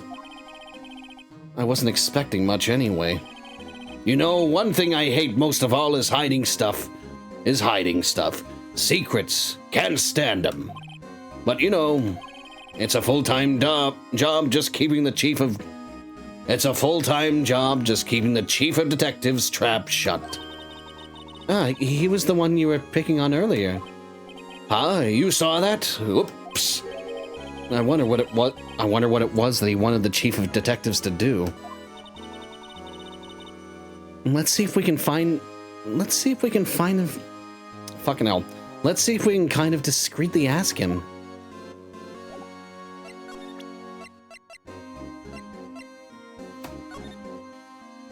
God damn it.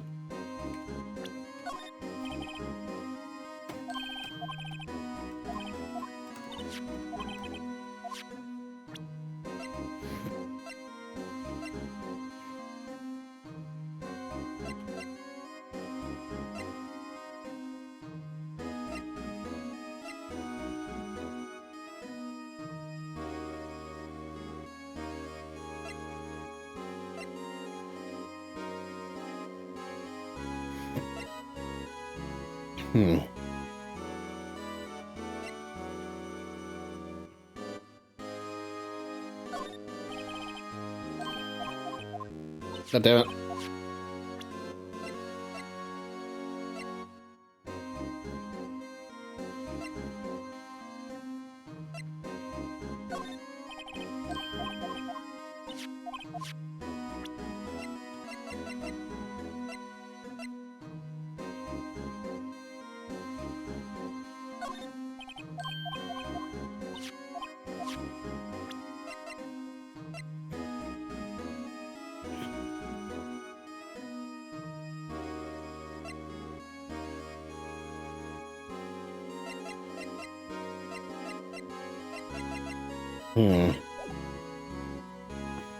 Alright.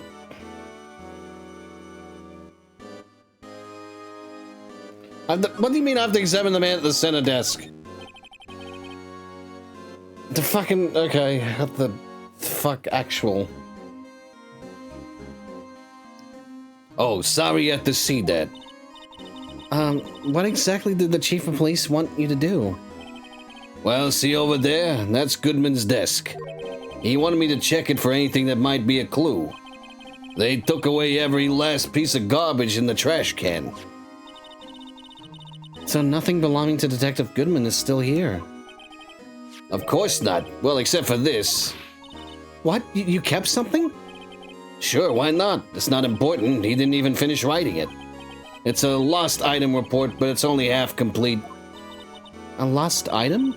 Did Detective Goodman lose something? The date on it is February 21st. Better make a note of that, but better make a note of that just in case. I should really get back to investigating the police department crime scene. Yeah, but unfortunately, I didn't want me to.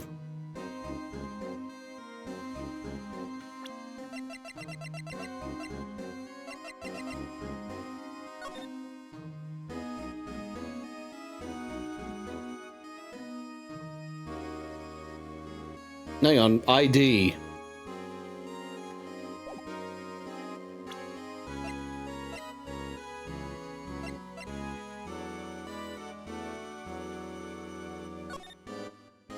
Mighty Rod a 9.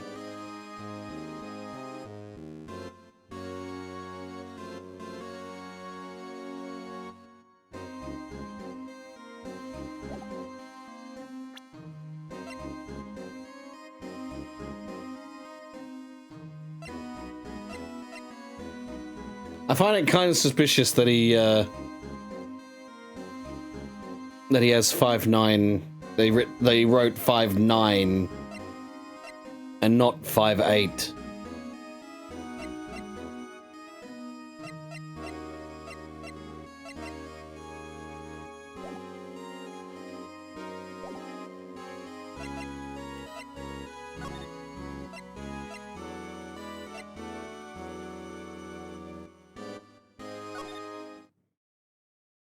Hang on, wait.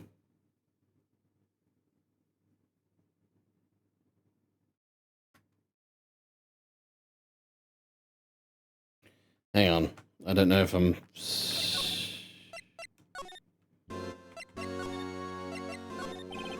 Actually, I was wondering if I could ask you a favor. Well, I never thought the day would come when Wrighto asked me for help. I was wondering if you could investigate the evidence. I was wondering if we could investigate the evidence room.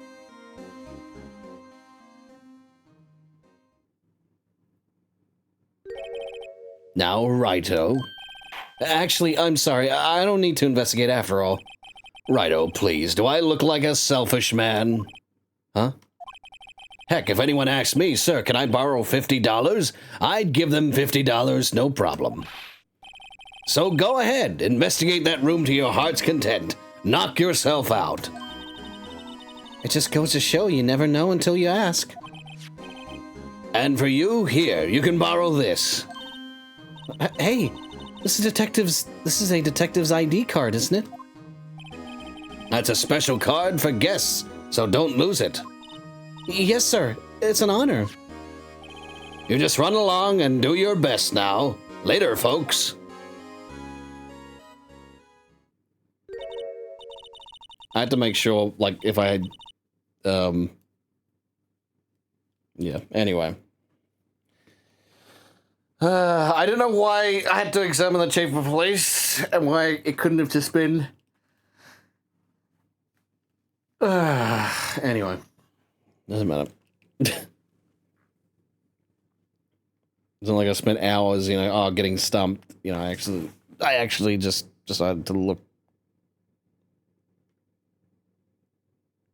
Ow. Ow. Fuck's sake. Yeah, I don't know if there was a splinter that I got in my toe yesterday, but yeah. Still there. I just felt it then.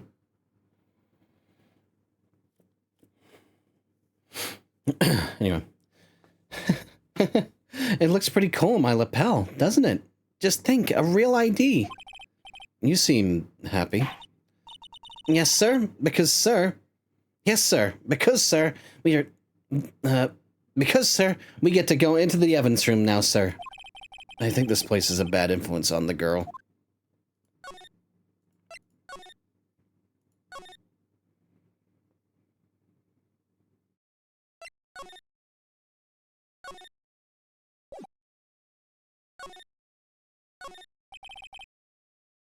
The evidence room is beyond that door. And we have the ID card from Chief Gant. Let's just walk in. And it won't open. Aha, the card reader is turned off. See? What is that security guard thinking? Howdy, partners. Well, well, what's made my Bambina's skies, guys? So, what's made my Bambina's skies so gray? Officer Marshall. Why does it have to be him? What's that why does it have to be him look for? As you may have surmised, this here's my saloon. This here's my saloon. We're here to investigate the crime scene. Yeehaw! Yeehaw! That card you got there on your chest. That's better than the sheriff's badge in these parts. Yeah? Well, what you standing there for? Get along, little doggies. The crime scene's awaiting. Looks like the card reader's on again. While we're here, I was wondering if we could ask you some questions. Sorry, cowboy, but I got no mind to tangle with you hombres. You're busy, then? Did I say that? I only said I didn't wish to speak with you. Actually, you said you had no mind to tangle with us hombres.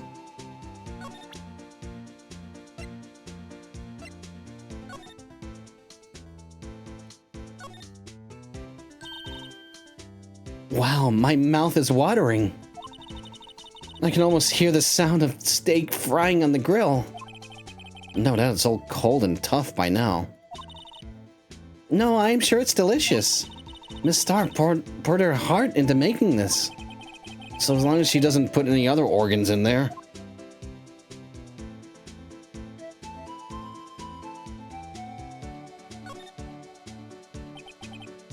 Let's see.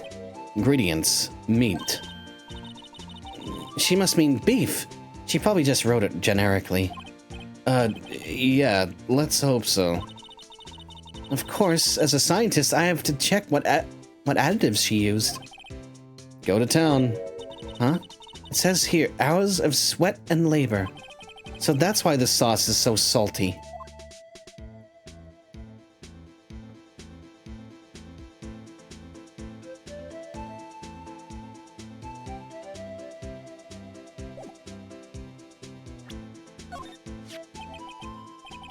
That smell. Reminds me of Texas. So, Officer Marshall, you're from Texas? No, I just saw a special on television the other day. Is this from my baby? Yeah, Miss Starr. What's this? What's this? What's wrong? A filet steak lunch. I see, I see. I don't see. I wonder what it means. Steak lunch given to Officer Marshall. All right, Bambina, you win. Ask anything. Oh.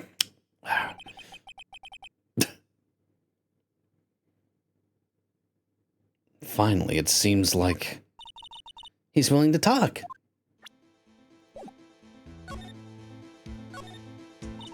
Officer Marshall, you're in charge of security for the evidence room, right? You got good eyes, partner. It's an easy job, and I'm grateful for it. Actually, Officer Meekins at the detention center told us. That poor little doggy. Poor guy. I keep getting his name wrong and calling him Meekly.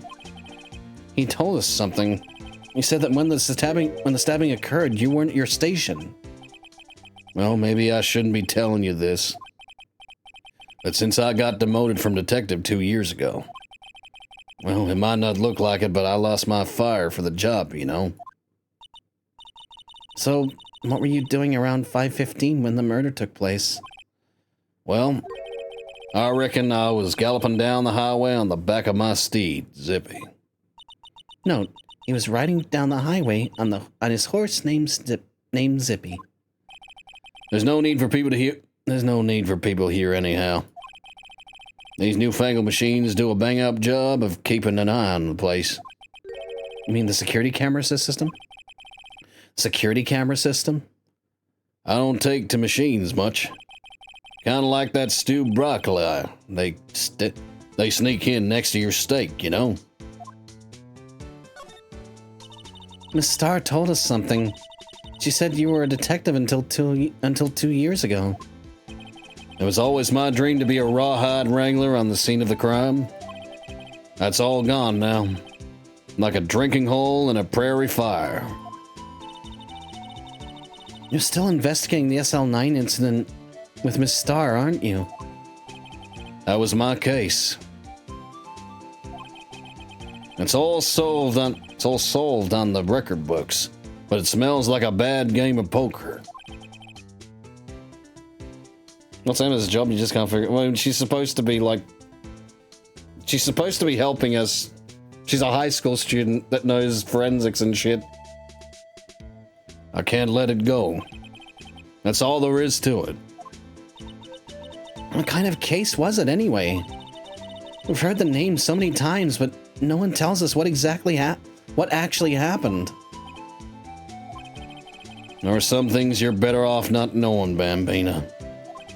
Anyway, that case is officially dead as of 2 days ago. 2 days ago? The day of our case? That's right. The evidence transferals. Edgeworth was talking about the transferals too. Now, why was evidence transferals of a 2-year-old case being transferred to the prosecutor's department, yet for DL6, it stayed there for 15 years? Someone explain that to me.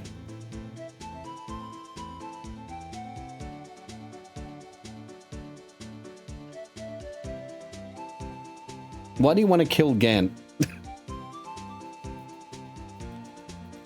Because he's trying to get Edgeworth fired? Is that the reason?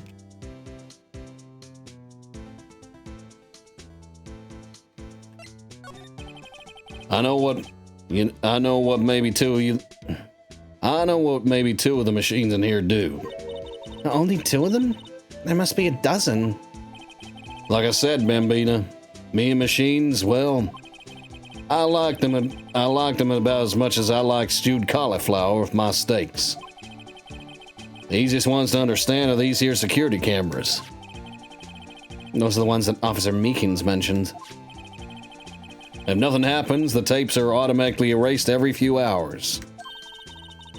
And Officer Meekins and Detective Goodman, are they on one of those tapes? I reckon they might be. You're a security guard and you reckon? One more thing. When you go into the evidence room, you need an ID card. Thus the card reader by the door. The card reader leaves a record of every ID card that passes through.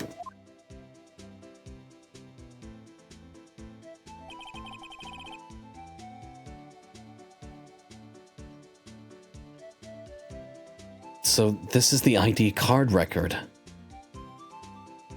4:50 p.m. 7/7.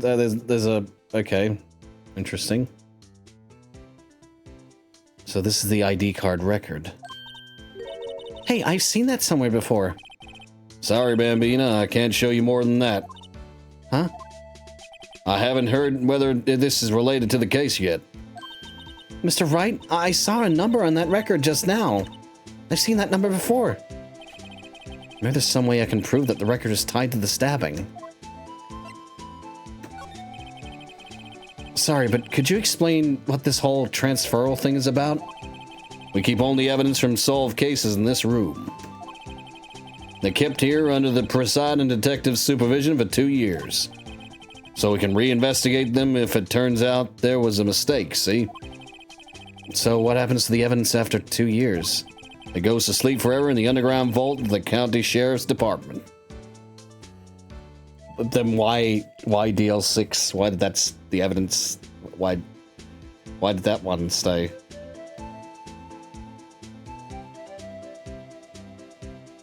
Why did the evidence for DL6 stay for so long? I don't... That's a bit of a contradiction, but okay. It goes to sleep forever in the underground vault at the county sheriff's department. That's what we call transferal. We do it every February. I see now. Transferal is like a funeral for old cases.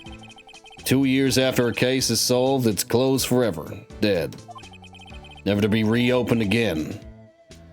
What about the statute of limitations, which is 15 years apparently? What about the evidence from that fucking... What? What do you mean? Never to be reopened again, but then what do you fucking mean?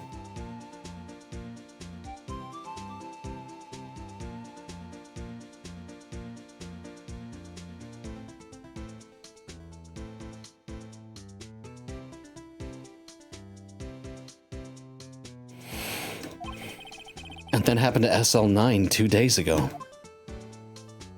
Alright. Well, I'll give him the ID card. See this? This is the victim's ID card. Oh, the one that was on the ground in the parking lot? The number on this is 5842189. Officer Marshall, show us that ID card record again.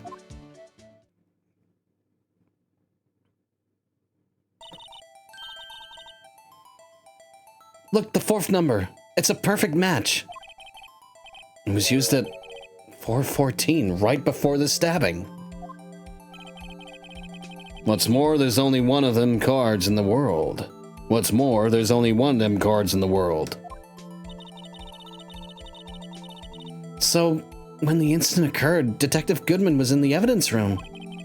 But wait, what did Officer Meekins say? Sir, I entered the evidence room and asked the man to display his ID card. So you asked Detective Goodman to show his ID card. What did he do?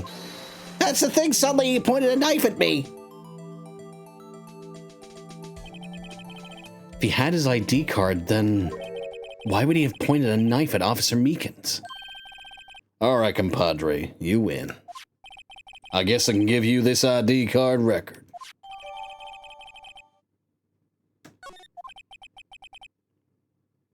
I've got an idea. Maybe I should show this list to other people with IDs here.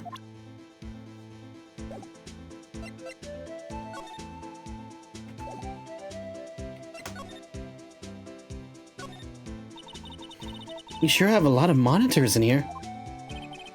There's 8 cameras in the evidence room in all. 1 for each section. Which monitor shows the section where the crime took place? Why do cattle sit before the rains come? It's not for a man to know.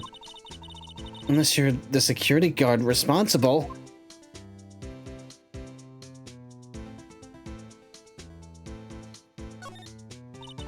On the floor, it's a lasso. Looks like it's set up for a trap to trap something. I just roped me a steer with this here lasso. What? It was a bellowing moo pal moo. Moo pal moo. Detective Gumshoe, I presume.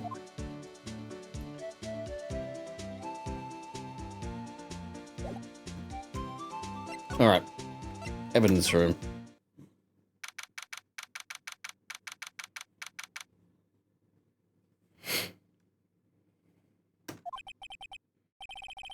It's quiet. The investigation must be over here.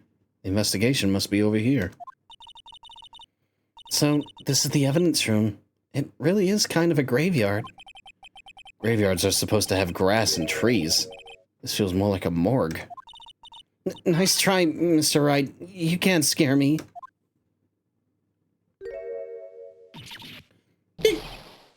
But what? What the fuck happened? Sorry, I thought you were a ghost. I wouldn't recommend going around smacking ghosts on the head, pal. So it is true what I heard. So it is true what I heard. So is it true what I heard? Right, oh please, do I look like a selfish man? Heck, if anyone asks me, sir, can I borrow $50? I'd give them $50, no problem. Oh, go ahead, investigate that room to your heart's desire. Knock yourself out. Yeah, it's true. So, Chief of Police Gant, will loan anyone $50? Even me? Oh, so that's what you were talking about. Actually, I was put in charge of the investigation for today. Just for today? Boss for a day. But guess what? You got permission from the chief, so now you're boss. So now you're boss for a day. Gee, thanks. First of all, you'll want to have this.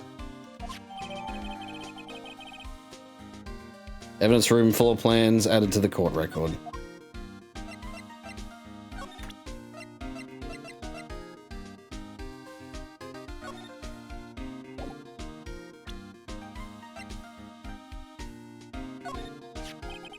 Did you take a look at this? This is the ID card record of the people who came in here on the day of the stabbing. No, I heard the rumors. So it was Goodman who came in here at the time of the murder. Whoa. What is it?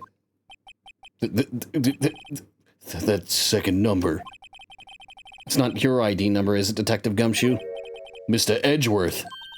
What? The second number in this list belongs to Mr. Edgeworth. What? Why would Edgeworth have come to the evidence room?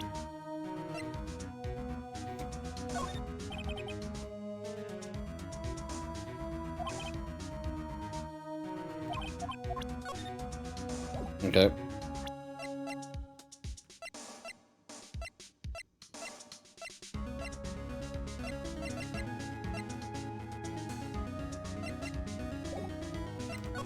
Okay, boss for a day. So, Detective Gumshoe, you're the boss for the day? That's right. It's an honor. After all, the murder took place right here in the police department. But if you're the boss, why are you all alone? Where are your underlings? They're using yesterday's findings to prepare for tomorrow's trial. In other words, you got kicked out of the investigation again. I'm adamant, though. I'm going to take control and put this case to rest. In my own evidence locker, pal. You have a locker in here too, Detective Gumshoe?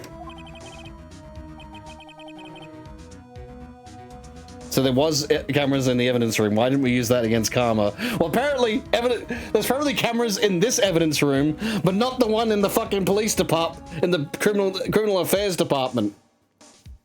So, it's just. Also, hey, it's the fishing rod and the metal detector. Huh. Anyway. Of course, I'm a detective after all. They gave me a locker that only I can open, pal. Only you can open? I'll always believe in Mr. Edgeworth no matter what happens. So, Mr. Edgeworth is with the inquiry committee now, right? They're trying to figure out who's... Excuse me. They're trying to figure out who's responsible for the mess up in court today. I see. I guess this is what you call fate. Mr. Edgeworth just can't get away from that case. That case? Yeah, that case. The SL9 incident, of course. That was the beginning of the end for Mr. Edgeworth. Maybe we can get him to tell us more about the case. This place is more high-tech than you might think. Every locker is fixed so that only one detective can open it. Using their ID card? Well, that's the thing, pal. ID cards can be lost. Why, I'm on my third card since entering the force already. That sounds like a lot. Yeah, but even I can't lose my own right hand. Right hand? Oh, you mean your fingerprint? Exactly, pal. The lock for each locker is coded with a fingerprint. So the only locker we can open is our own. Funny, they look like normal lockers. These are the latest model. There's a trick to the handles, see? The handles? On the other side of the handles is a sensor. And if the wrong person touches it... Bzap! You get a shock. If that's what happens, my hand would be black and smoking every day. In any case, the locks aren't that obvious. There are even some people on the force that don't know about fingerprint locks.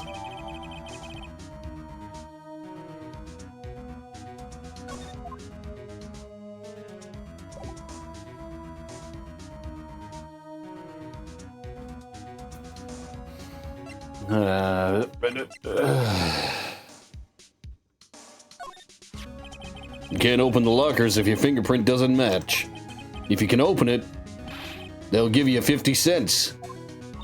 No, in the police department, the police department lacks faith in its lock system. After all, Detective Goodman was stabbed here after opening his locker. But at the same time, he was found dead over at the prosecutor's office. Unless, of course, there is a master fingerprint. Meaning, the chief of police would have the master fingerprint. He could open any locker.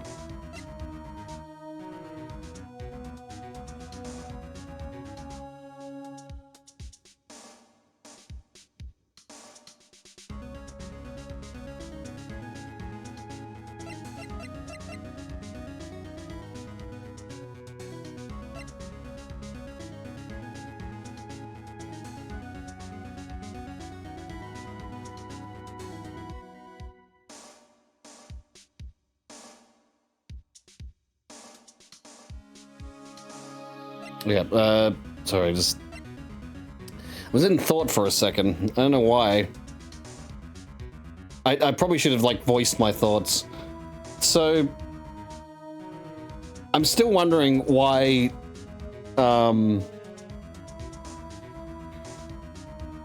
why her sister, I don't know why I've forgotten the name, but I'm still wondering, like, what the reason was as to why her sister confessed to the crimes. Can we move towns? Sadly, we cannot, because the borders are closed. Yes, the town borders are closed.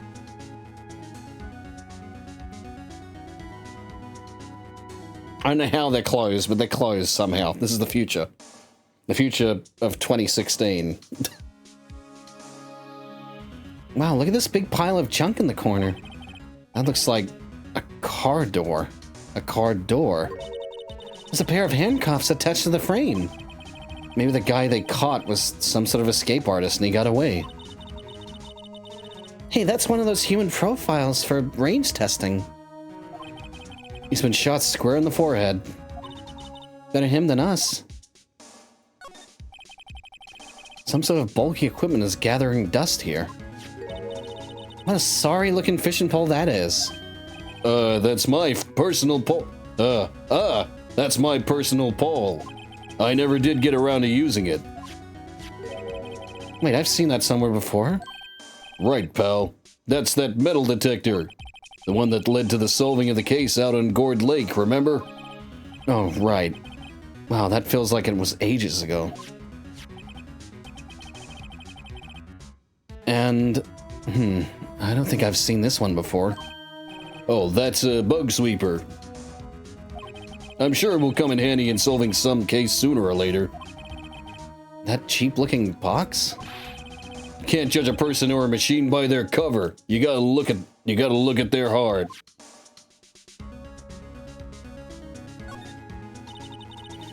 This place is stuffed with evidence, stuffed with dreams. I'm not so sure about the dreams. It won't open. Did you really think it would? Hey pal, how security is high tech around here? What's this? Blood? It's a little worn, but there's definitely a handprint there. Definitely a handprint here. It looks like someone tried to wipe it off. Mr. Wright, what if there are other bloodstains left in the room? We should use her testing fluid to check it out.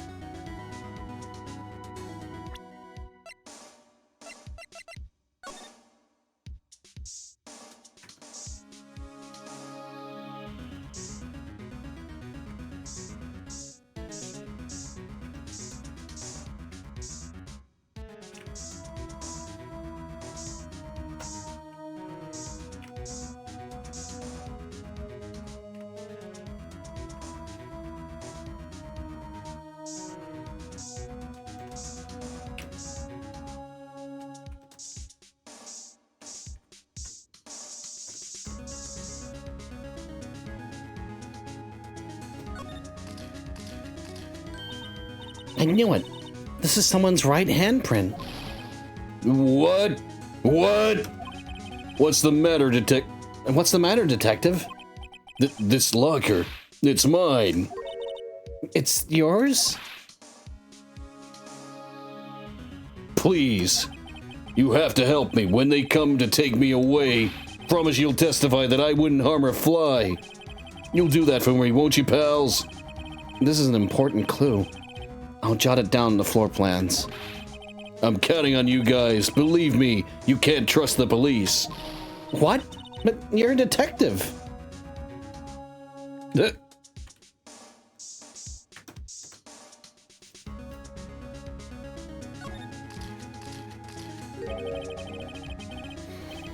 must have been one massive pool of blood. Never seen anything like it. I'm not a professional, but I'm not a professional. What's your opinion, detective? Pale blue blood? Maybe Detective Goodman was actually an alien.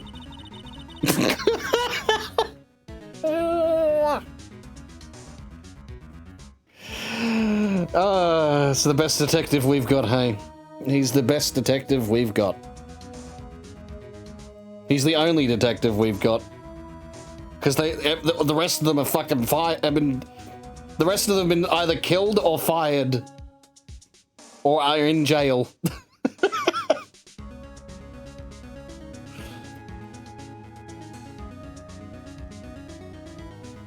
This proves that something really happened in front of this locker.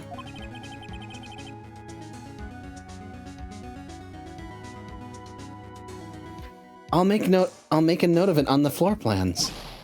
Hey, if you didn't want my opinion, you shouldn't have asked. Okay, what if everyone who's a suspect is a murderer, except Edgeworth? Edgy Baby would never. He said that matter-of-factly, which, I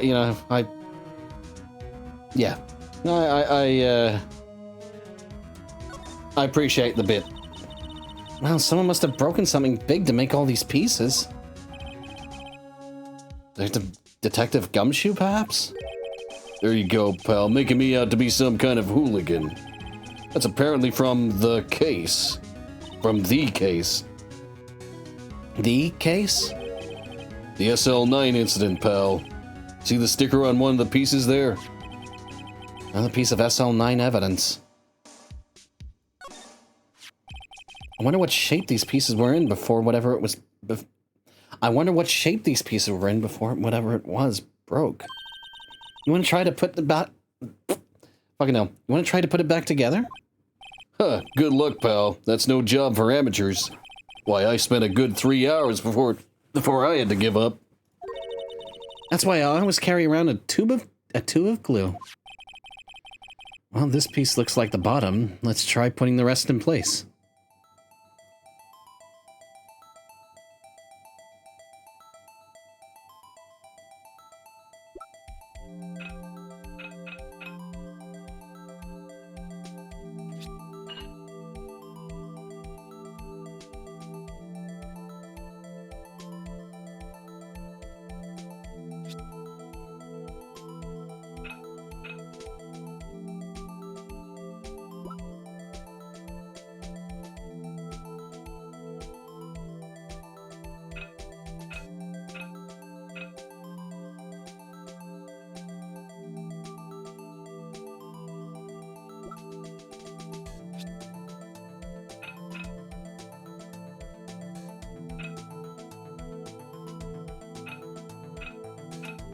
Hmm.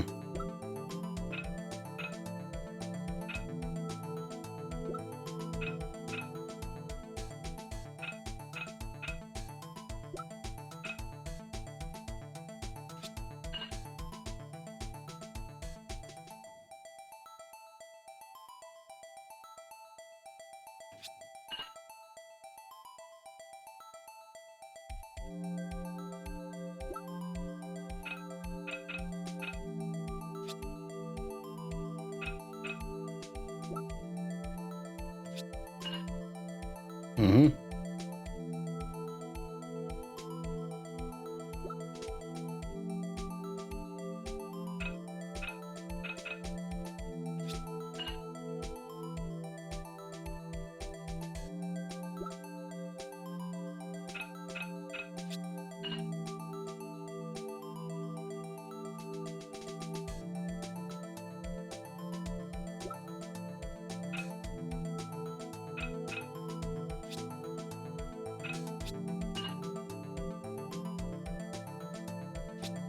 Oops.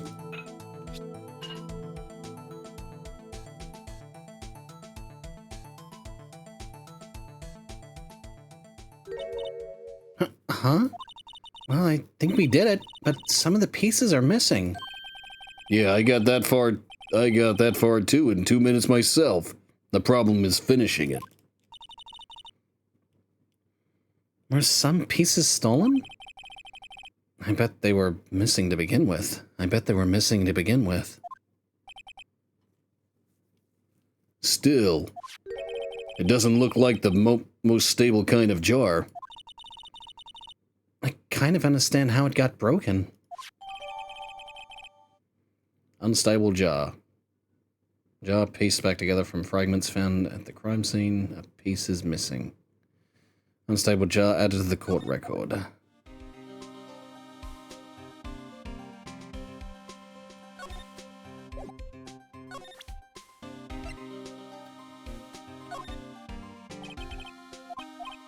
Okay, he doesn't know. I'm just gonna check if that's the only things we have left to do.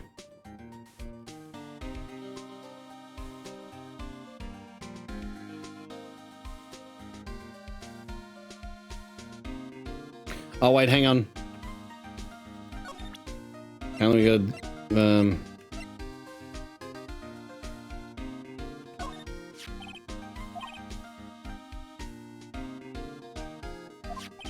Oh wait, no, that's not the one I had to...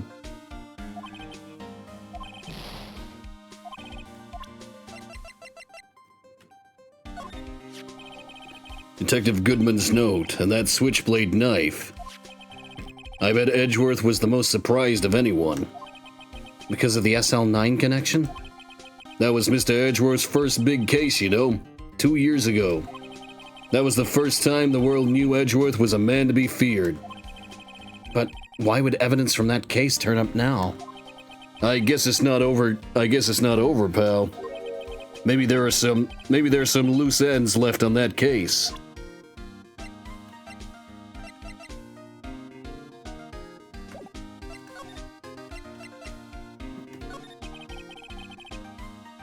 Now that was a bloody, violent case. Violent? So it was a murder? A serial killing. A serial killing? Maybe I don't want to get involved in this after all. But the killer made a mistake, and Mr. Edgeworth built his case around that to nab him. And this was 2 years ago? That put Mr. Edgeworth right in the spotlight, and started the rumor mill. Rumors? Rumors. About forged evidence? It was supposed to be all cleaned up with the transferal the other day. It was the last job he ever did. Detective Goodman, that is. Huh? What do you mean? Detective Goodman was the detective in charge of the SL9 incident, see? So that switchblade knife. The victim took the knife out of the evidence locker himself?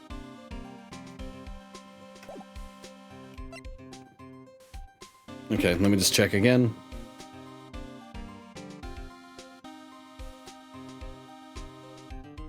Okay, we still gotta examine shit. Which I guess we hadn't entirely examined everything. Someone left a glove here, but only one. Detective Gumshoe, maybe? There you go, pal, making me out to be some kind of absent-minded detective. That's evidence from the case, you know. You mean SL9? It does have a tag on it. Extremely thin rubber glove.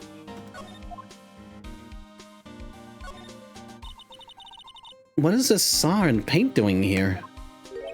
Since the dawn of time, true art has always been a war against oppression.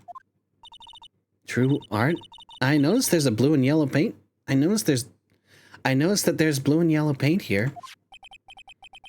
Perhaps we're witnessing the birthplace of the Blue Badger.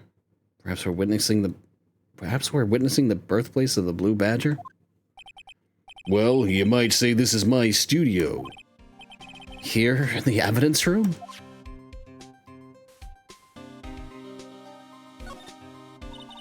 Look, this one's open, and the red indicator light above the door is lit. That locker is coated with Detective Goodman's fingerprint. Detective Goodman's locker? Are you sure it's okay to leave it open like that? Well, it'd be hard to get it open again if we closed it. It's empty. They must have taken the contents elsewhere. You put these pieces together, it makes a jar. There are two things that bother me. One, why are some of the pieces missing? Two, doesn't it seem a little unstable? No wonder it broke. I'll make sure to remember that next time I make a jar.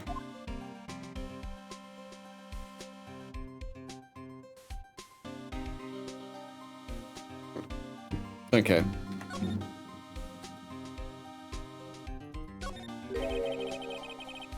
There's something sticking out of here. Looks like a shirt. I guess it must be evidence for some case. I wonder if Detective Gumshoe put this here. There you go, pal, making me out to be some kind of slob. I'm not responsible for the evidence here. That said, I bet that evidence locker was opened recently. How do you know? If you leave things hanging out like that, the evidence gets dirty or ripped. The guard checks on that kind of stuff and notifies the detective responsible. How many times have I had him breathing down my neck about some silly evidence? Sounds like Detective Gumshoe leaves evidence hanging out a lot too. I bet he doesn't tuck in his shirt under that trench coat either. If you want to talk behind someone's back, don't do it right in front of them, pal. I do find it weird that that's just hanging out. Okay.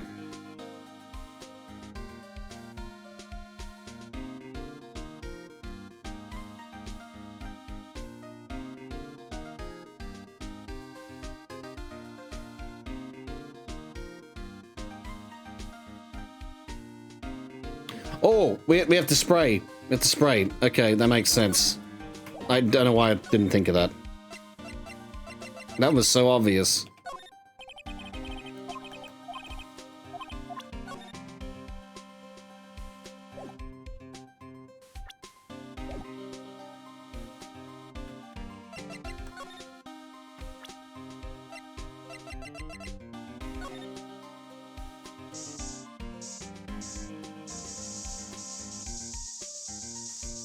Aha!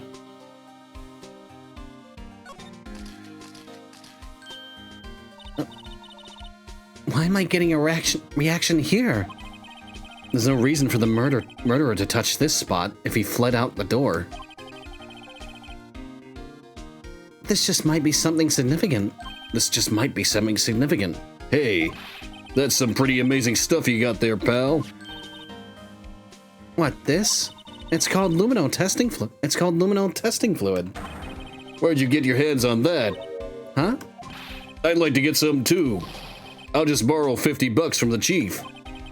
Where do you get this, Emma? I always buy it by mail order. Well, I'd better jot this down on the floor plans. Hey, pal, look at the time. Was there something you needed to be going to? It's just that Mr. Edgeworth's inquiry committee should be letting out soon. I'm going to give them my report for the day. What? It might help, you know. Report? You mean the note written on the back of that flyer? The one that says nothing but no problems? The one that says nothing but no problems? Hey, it's Mr. Edgeworth we're talking about. I'm sure he can use a report like this. I believe in him. Who needs enemies when you've got friends like Detective Gumshoe? Who needs enemies when you've got friends like Detective Gumshoe? I'm off, pal. Later. I should probably see what Edgeworth has to say, too.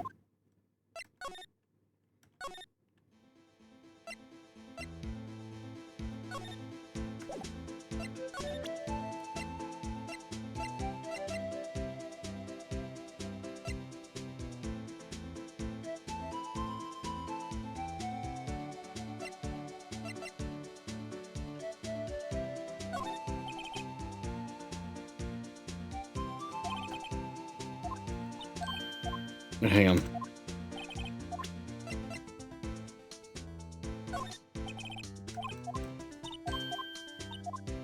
Okay, looks like he hasn't got anything. Alright.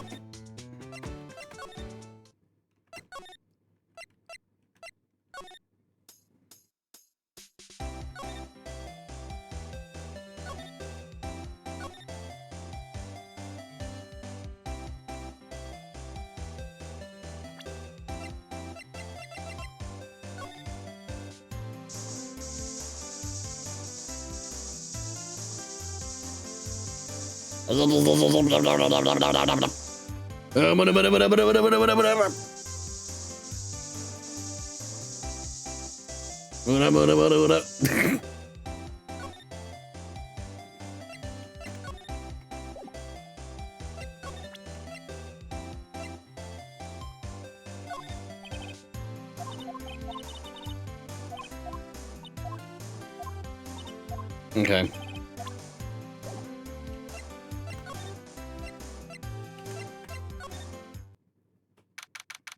High Prosecutor's Office.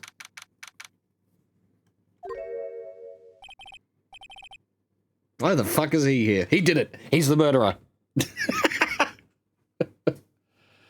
He was him all along. It was him all along.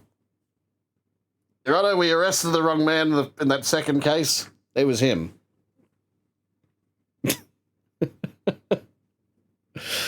Fuck.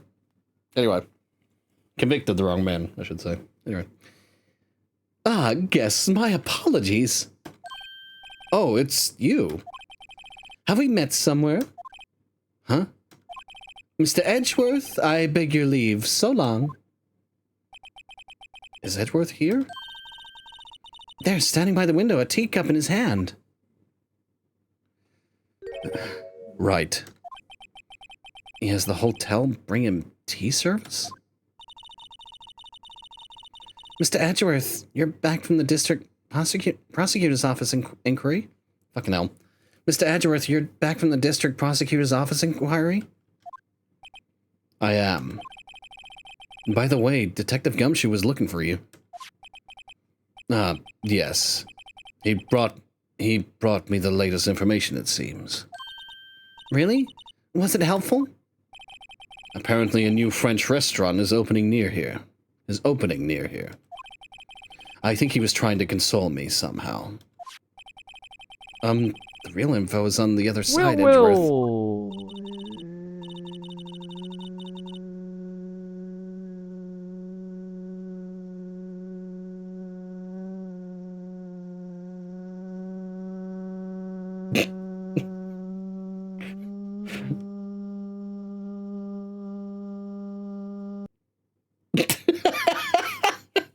He just fucking gave up. He fucking just ran out of battery as soon as he said, well. Didn't even fucking, you know. You think you wanted me as bellboy, bell bitch. Oh, fuck. Poor Mr. Edgeworth, I think this whole thing is really taking a toll on him. So, how did the inquiry committee go? Actually, they decided to treat this not as a case of concealing evidence, but as a communications error during the investigation. Concealing evidence? Yes, apparently there are some who believe that I concealed evidence. They gave me a warning. You were lucky this time, again. Again? I've heard them say that so many times. Ever since that case 2 years ago. Are you okay for the trial tomorrow? Well, I am still the presiding prosecuting attorney. However, Something happened? they gave control of the investigation over to the police department. The police department? Yes, any further investigation for this case will be directed by the chief of police, Gant. I can do nothing but wait for his results. I see. Why, I ask you, why? All along, I've done only what I believe is right. I have nothing to be ashamed of. But still... Wow, I've never seen him this out of sorts.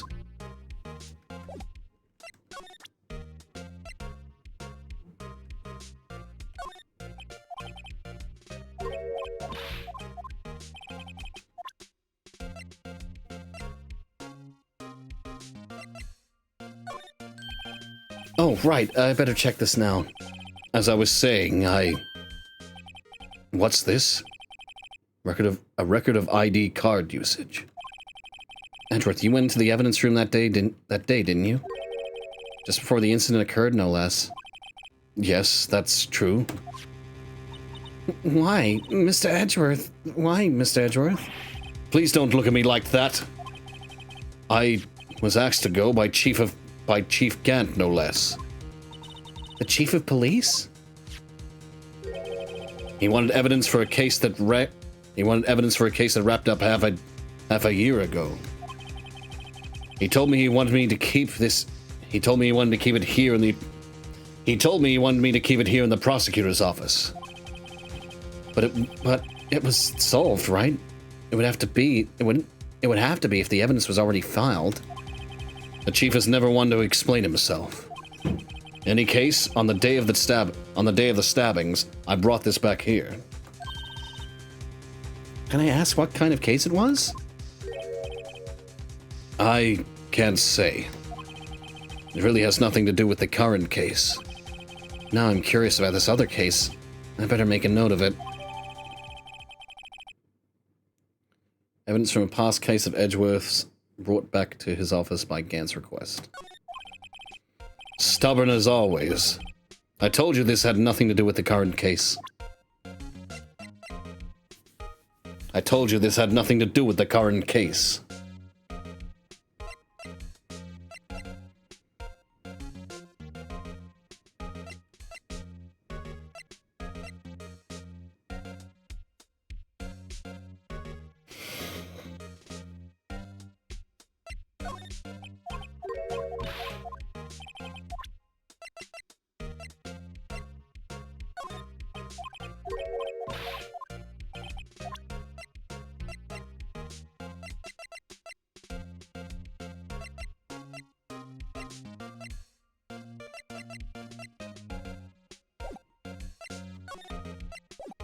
Oh, my God.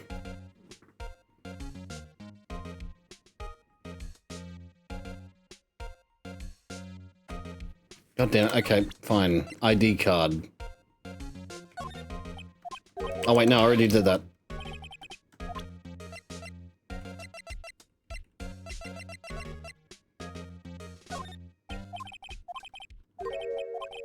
Oh, fuck's sake, I thought he was just gonna do that.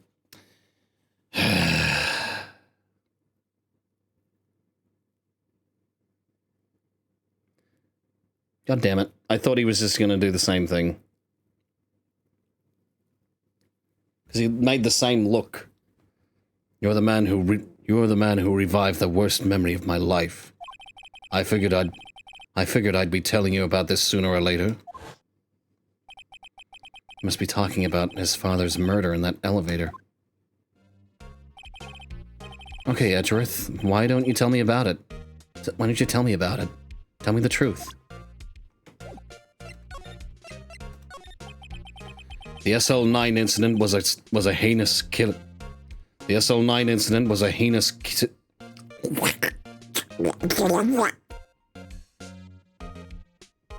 Yeah, that's the sound I make for when I screw shit up. Okay. The SL9 incident was a heinous serial killing case. The head of the investigation was the deputy chief of police at the time, Damon Gand. That wacky old coot was involved in the case 2 years ago too, then. He was a top officer. And it was my first time working with him. I was nervous. Wow, you get nervous? You get nervous too, Mr. Edgeworth? What I want to know is why was a deputy chief of police on the investigation? In truth, I used slightly more extreme methods than normal. We were dealing with a vicious murderer. If I let him go, the blood would be on my hands. The blood would be on my hands. We won our guilty verdict, and the killer was executed. Wait, you didn't... Of course not. I didn't touch the evidence. Yes, I will do anything in my power to win a trial. However, I do have a code, and I follow it faithfully. By the way of Emma, the chief of police... By the way of Emma, the chief of prosecutor wanted to know something. Oh, fucking hell. Why did I read that wrong? By the way, Emma, the chief prosecutor wanted to know something. Let me reword that. By the way, Emma, the chief prosecutor wanted to know something. My sister? What? If you were still studying forensic science. Huh? Yes, of course. Why, just today, Mr. Wright and I were using this. Luno testing fluid. Well then, you might have use for this.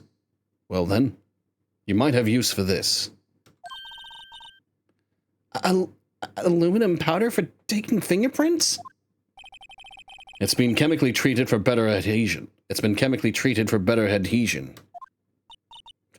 For me? Are you sure? We are the enemy, you know? I've no say in today's investigation. Do as you will. Edgeworth, I'm really... No need to thank me. Here, take your powder and these fingerprint files for everyone involved. Thanks. How about giving these to Detective Gumshoe as well? Fingerprinting set. Covers fingerprints from handprints for comparison with fingerprint file. Well, let's get going.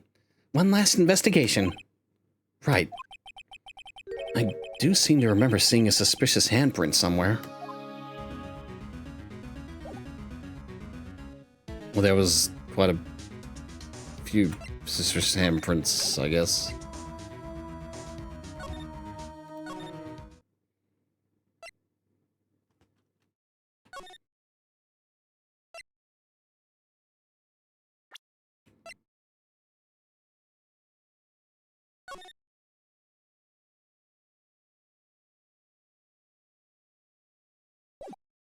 Okay.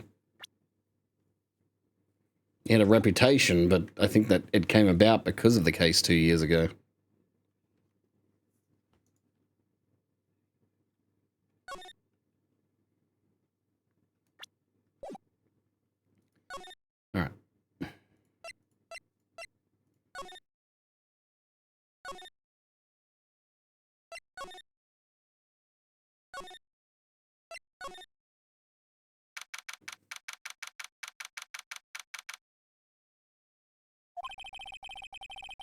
Investigation turned up a suspicious handprint.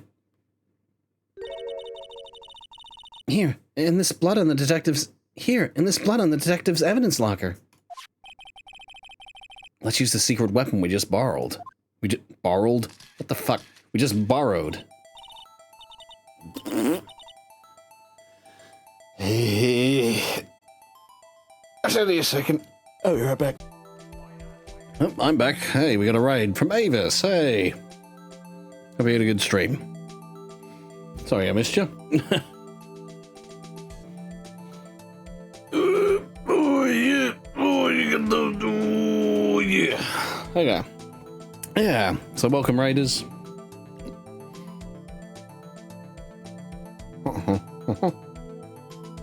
Alrighty. Continuing. So yeah, guys, we're on the last case of the first game.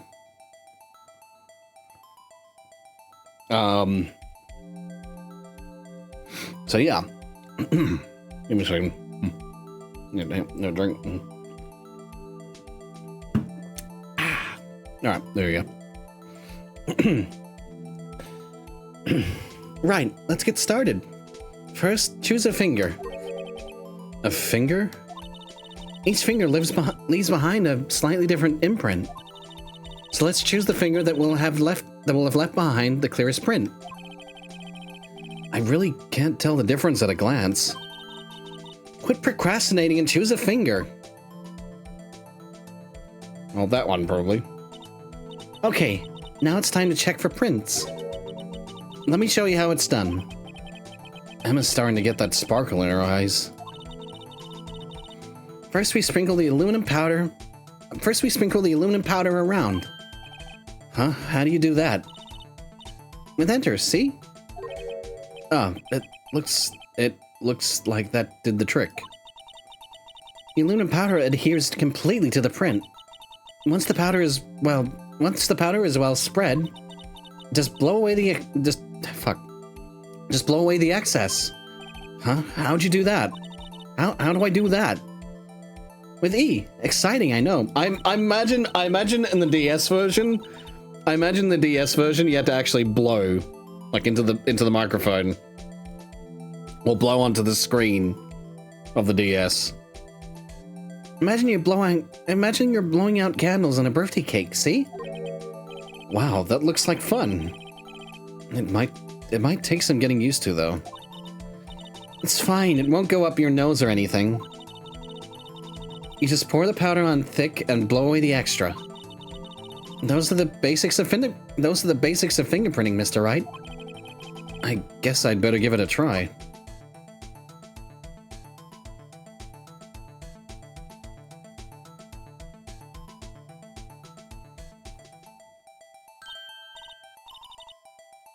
Huh, you did it. You found one. But this looks nothing like a fingerprint. Now that you mention it, I guess it doesn't. What does it mean? I think it means we're out of luck. Out of luck? The person who left this handprint must have worn gloves. Don't tell me we've been wasting our time here. Hey, calm down. That's just the way it goes sometimes with scientific investigations. But it does seem a shame. Excuse me. But it does seem a shame. While we're at it, why don't we look for other prints? Other prints? Looking at the locked door again closely. Looking at the locked door again closely, it seems like there are fingerprints outside the bloody handprint as well. Let's see if we can find a clear print. Fingerprints outside the blood.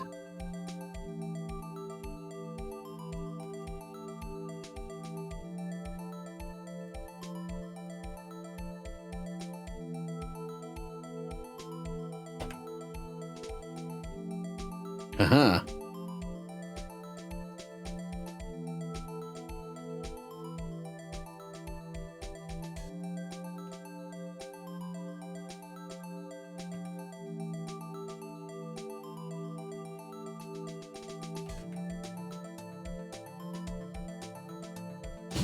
What do I have to do?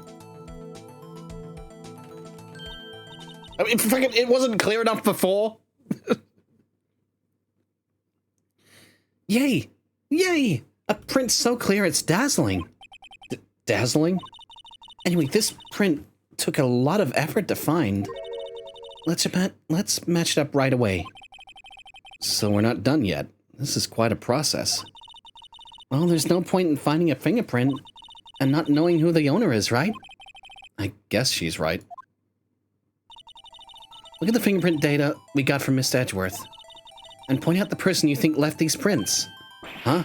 How am I supposed to know who it was? I can make a pretty good guess. The bloody handprint and the fingerprints are in different places, right? That means the prints probably don't have anything to do with our case. So whose fingerprints would be most likely to find on this evidence locker?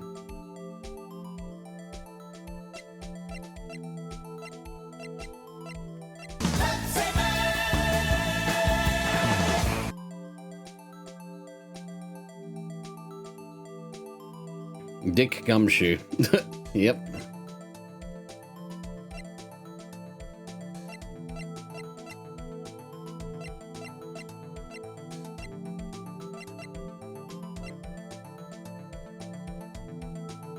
And thank you. Oh. All right.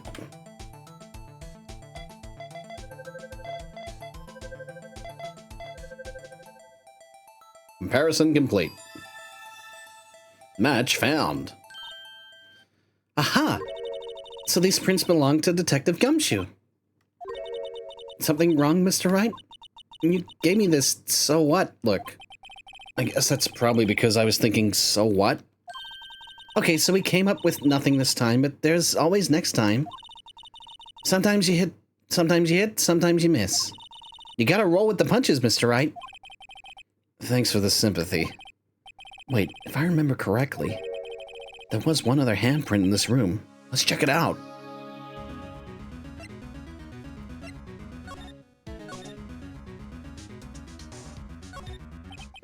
This is where we got the luminal fluid reaction, right?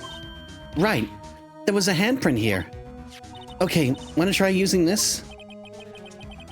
There go her eyes sparkling again. Okay, let's check for prints. That's the spirit. Oh, but I have to warn you about something first. What? The area with the blood was wiped away, right?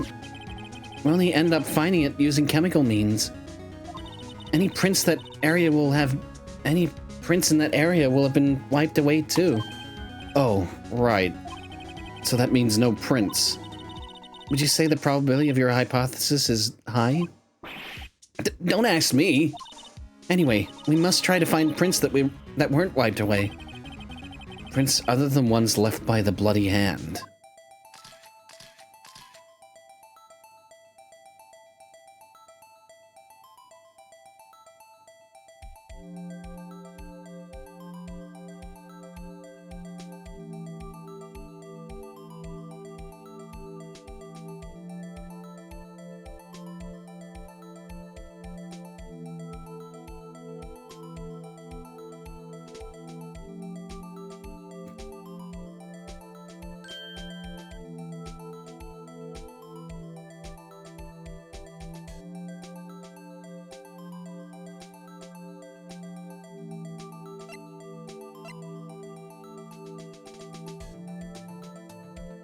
Jake Marshall.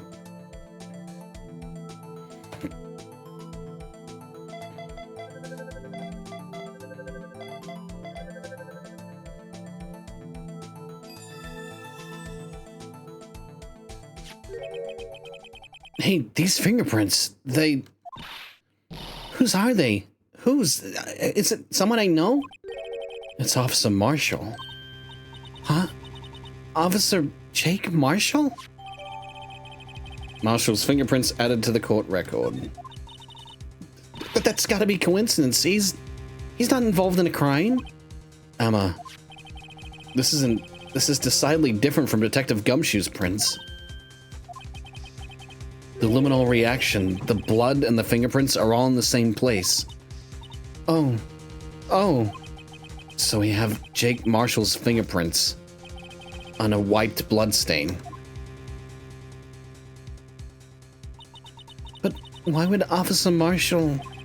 It looks like our investigation is finally turning up some results. I guess this is what you'd call decisive evidence. I don't believe it. To be continued.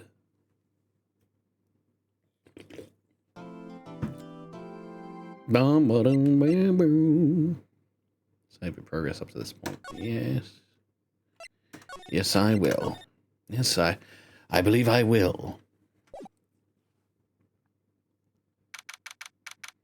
February 24, 9:41 a.m. So, what do you think, Mr. Wright? I think the prosecution is confused as we are. Is as confused as we are. After all, the victim was murdered in 2 different places at the same time. And a different suspect was arrested. And a different suspect was arrested at the scene that... And a different suspect was arrested at each of the crime scenes. Lana! Good morning, Mr. Wright. I apologize for yesterday. I was indisposed. I hope they didn't hold you too long for questioning. We just finished, actually. I'm used to all-nighters, though. So, how'd it go? It's as Mr. Wright suspects. The police are clueless. I figured as much. So I struck a plea bargain. A plea bargain? What do you mean by that? We agreed that if I told them the truth behind this simultaneous murder, they wouldn't seek capital punishment. That's what I mean, Emma. But Lana, don't tell me you... Much to my regret, I'm as much in the dark about this as they are. Miss Skye. Miss Skye? We found trace evidence of a certain person in the police department's evidence room. They belong to Officer Jake Marshall. What kind of trace evidence? Blood-stained fingerprints, to be exact. And that's the trump card I have up my sleeve today. You do understand what this means, don't you? In order to defend my sister, you're going to accuse Mr. Marshall? We have to play the cards we're dealt. Isn't that right, Miss Skye? Do what you have to do, Mr. Wright.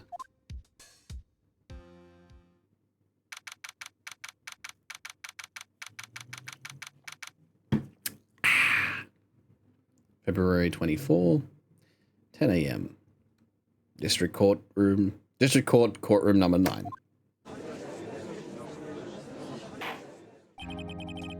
Court is now in session for the trial of Miss Lana Skye. The defense is ready, Your Honor. The prosecution is...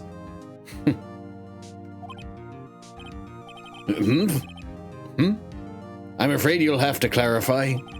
It takes 30 minutes by car to reach the police department from the prosecutor's office. Yet the victim, Bruce Goodman, was slain at both places at the same time.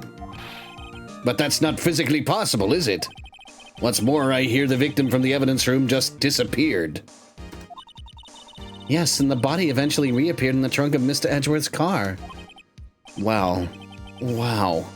This is one messed up trial. One of my duties as prosecutor is to present impartial evidence. Today I will present evidence relating to the murder at the police department. In so doing, I believe the way in which we should proceed will reveal itself. Now that's what sets Mr. Edgeworth apart.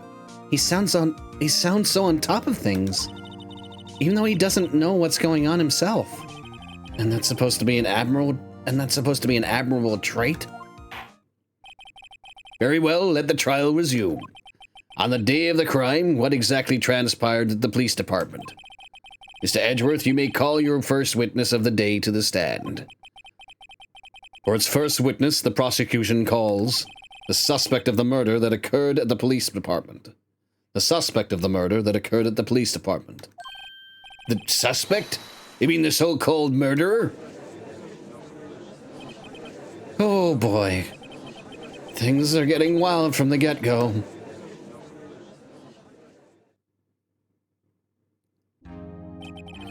Will Will the witness please state his name and occupation? Yes, sir. I am Officer Mike Meekins, sir. My occupation is, that would be murderer, sir.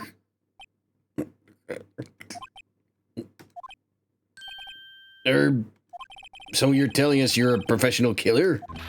Sir, it was me, sir. I'm the one who did it. I'll never kill anyone again, sir. You've got to believe me, sir. Actually, what we'd like to hear from you...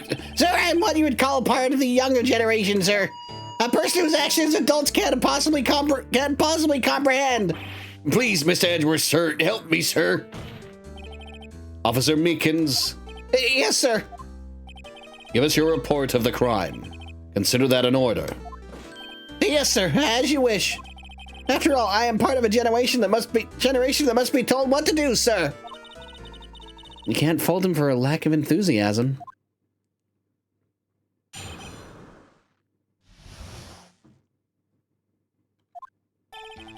Although it's not my normal duty, I was assigned to guard the evidence room that day. I spotted a suspicious man on the security screen and rushed into the room. I was only doing what I was trained to do, sir. I was suddenly attacked. I fought for my life, then I did it. After that, I passed out until another officer smacked me awake.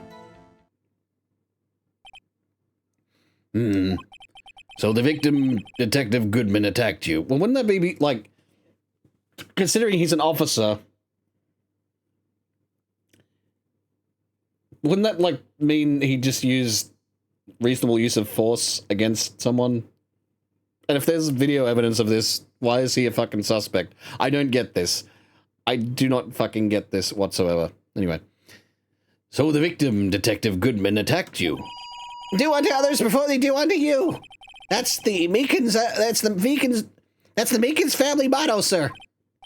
I see. Then you fainted and a colleague helped you regain consciousness. Yes, sir. He knocked me upside the head, sir.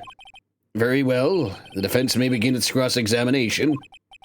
What I need here is more info to work with.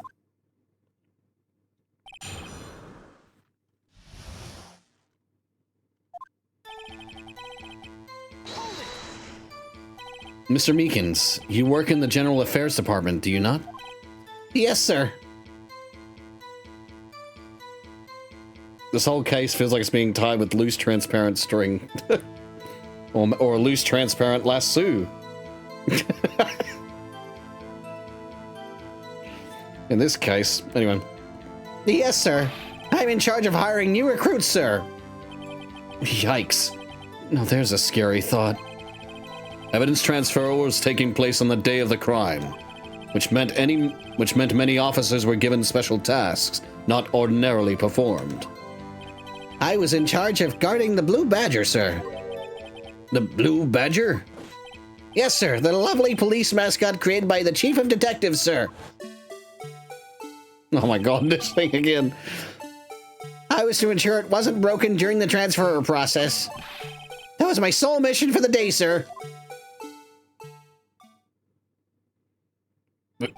I see. Sounds like a very, important mission. After the award ceremony finished that day, there were so many people running around, and that I relocated the Blue Badger to the evidence room. That I relocated the Blue Badger to the evidence room. Oh, so that's why you went to the evidence room. Tell us, what did you see when you got there?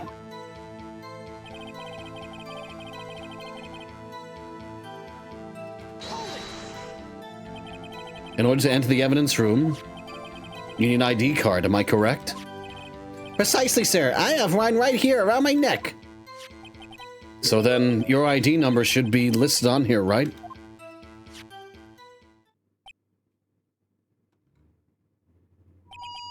There it is. I found it. It's the one right there. Could you please read us the number?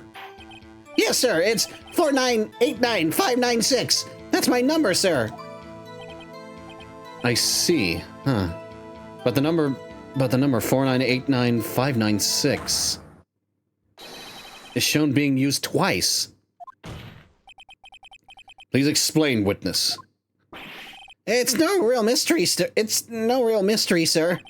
The first time is when I relocated the Blue Badger to the evidence room, and the second time is when I went to get him after everything settled down. I see. So it was during that second time when... Yes, sir. That was when I spotted the man on the security screen. I was only doing what I was trained to do, sir. I was suddenly attacked. So you were attacked. Can you please tell us exactly what happened to you? It was a knife, sir. A knife. Detective Goodman pulled a knife on you? What happened then? Well, with me charging in on him like that, he looked as surprised as I was. You aren't exactly the kind of person someone would want to run into. That's when I reacted, sir. I swung my arms like an octopus, struggling to detain him. That's how I got this gash on my hand. Maybe if you just kept your cool, your hand wouldn't be... When I saw the blood trickling down my arm, I panicked. I grabbed the man by his collar.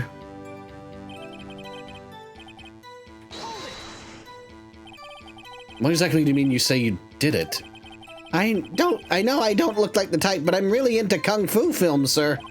The man let his guard down for just an instant, so I snatched his knife from him. You took his knife? I spun around and performed a disarming maneuver. I made sure to close my eyes like a man. See. He must have been desperate.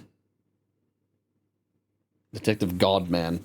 Detective Goddamn. Detective Goddamn.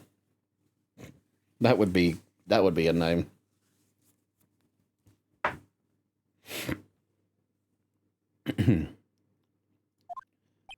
The next thing I knew, his white coat was drenched in a sea of blood, and then...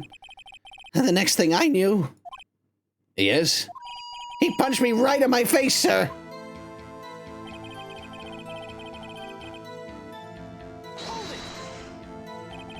About what time did you regain consciousness?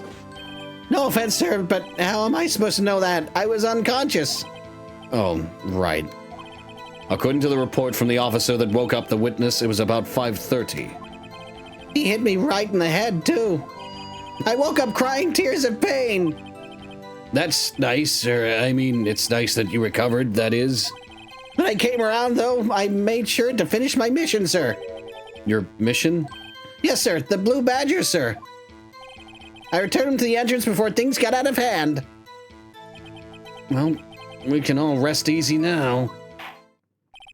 I believe we now have a fairly accurate picture of what happened.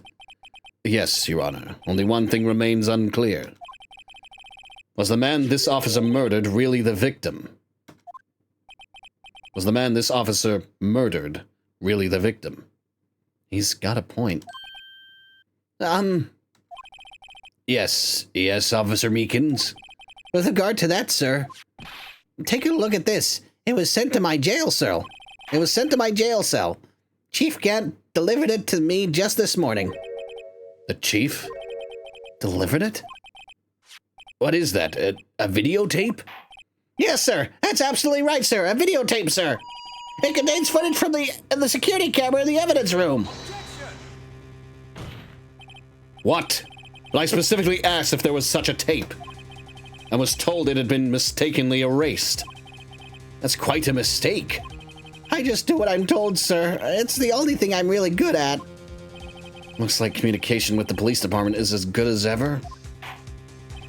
Well then, let's have a look. Show us the video of you murdering the victim. Oh, please stop using that word, murder, sir. It scares me.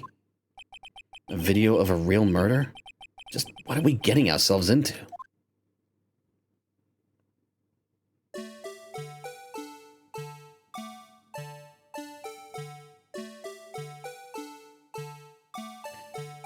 Why is the camera set up at eye level when... Why?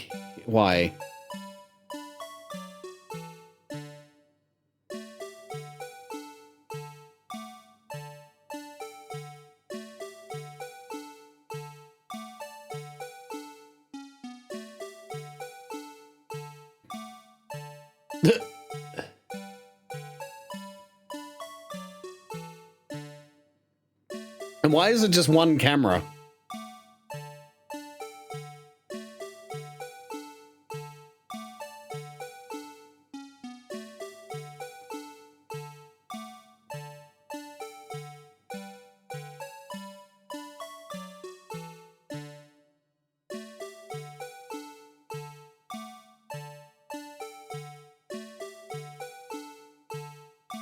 What the fuck was that?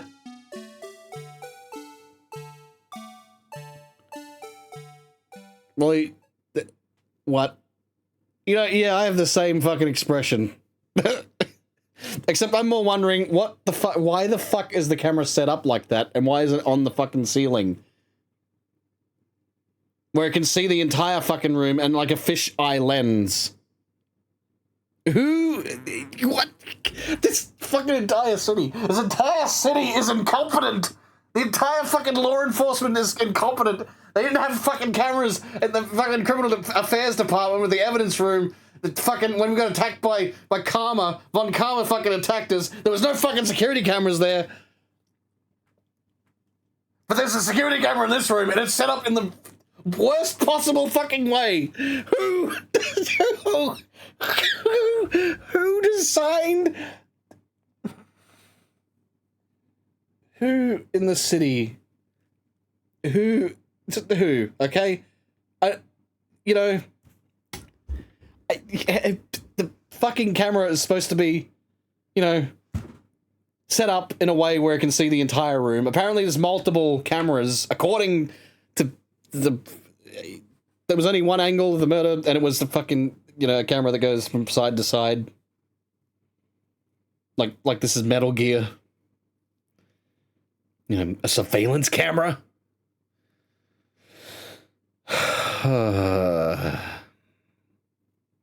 Maybe the tax rates are low here.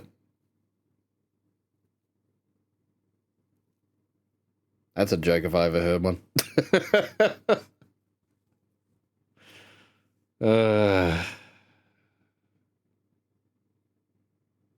Anyway, if the tax rates were low, then people would have more money.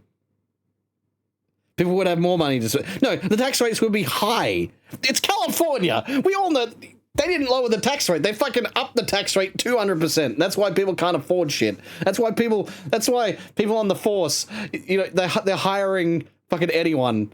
They're hiring detectives like Dick Gumshoe, which he's a good man, okay? Just that it's the system. Again, I go on about the system. It's the system that has failed him. It's the system that's failed us. Right? High taxes. This is what high taxes gives you. So, yeah. Anyway. Of course he'd have that reaction.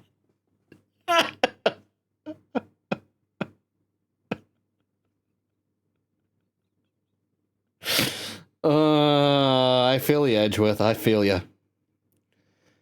That is me currently.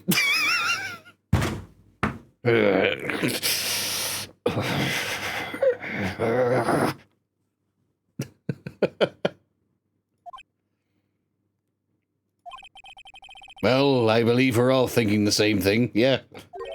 How can we deal with these unsettling feelings stirred within us? What in the hell was that wriggling piece of plywood? Sir, that's the pride and joy of the entire criminal affairs department, sir. It's the Blue Badger, sir. Why am I not surprised this isn't going smoothly? Security video added to the court record. Yes, well, anyway, this tape seems to prove that the witness did indeed encounter someone in the evidence room and some sort of activity. Your Honor, instead of relying on clearly incomplete footage, the witness's testimony will suffice. Is that all right with you, Officer Meekins? Yes, sir. As you wish, sir. As you wish. As you wish, sir.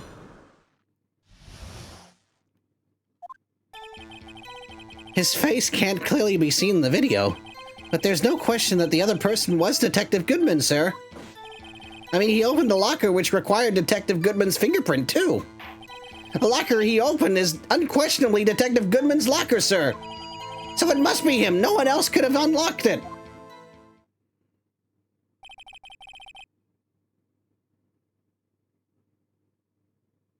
Unless the police used taxpayer money on that mascot. Oh my god, they definitely did. Well, I mean, yeah. Like, what else would they have done? Because it is taxpayer money. The California rant.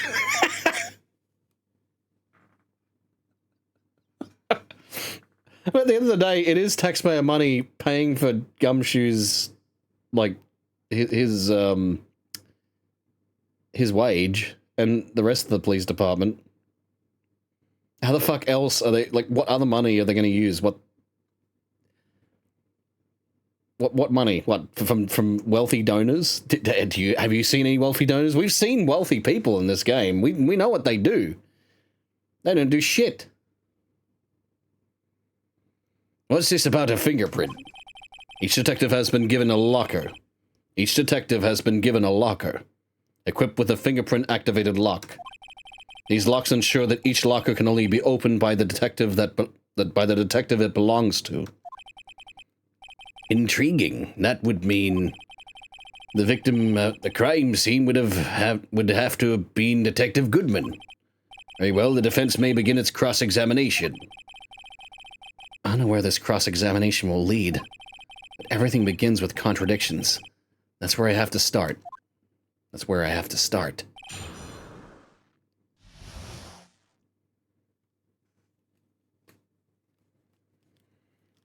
Yeah, but to get a decent camera, they'd have to spend at least a year's salary.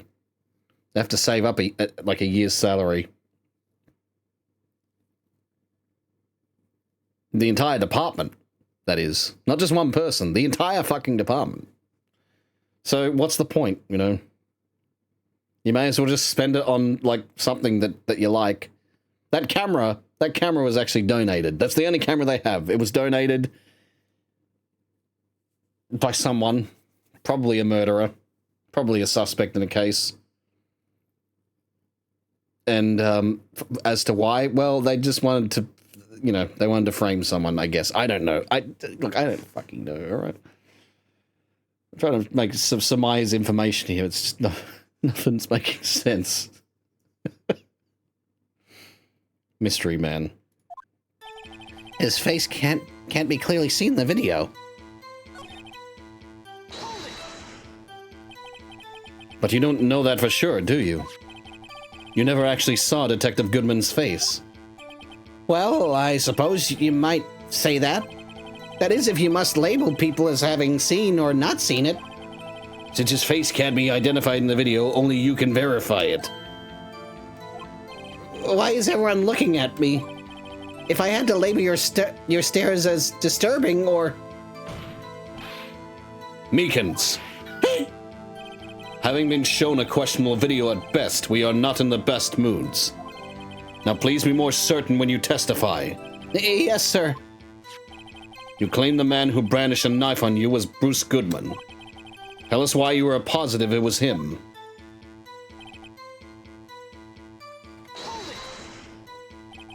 About these lockers, is there no other way to open them? No, sir. I myself tried all kinds of methods in the past. They only respond to registered fingerprints, sir. I wonder what kind of methods he's tried.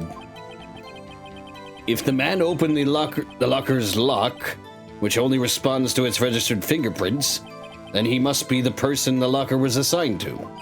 Exactly my point, sir, and this too.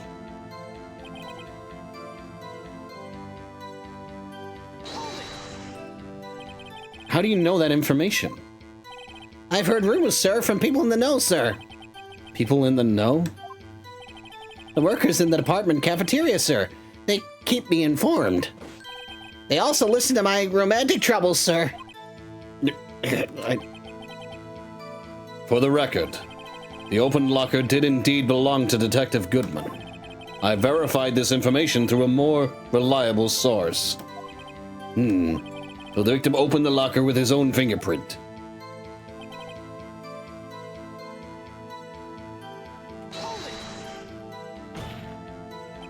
However, the most important detail is not shown in this video.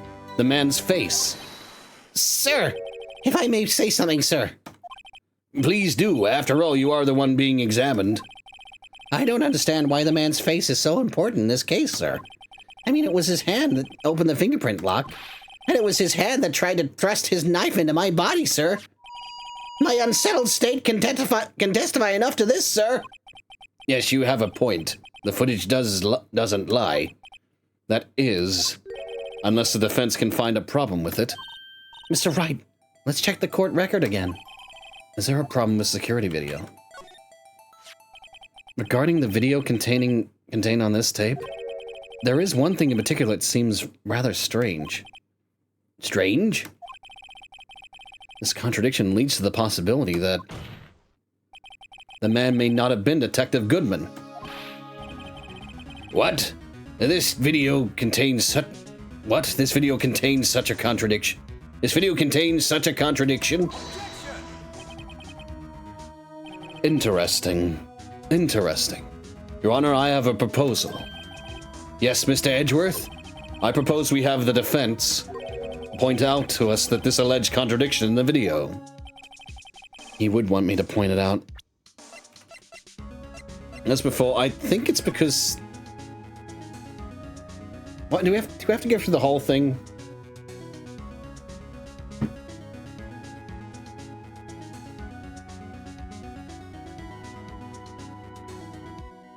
He's wearing gloves.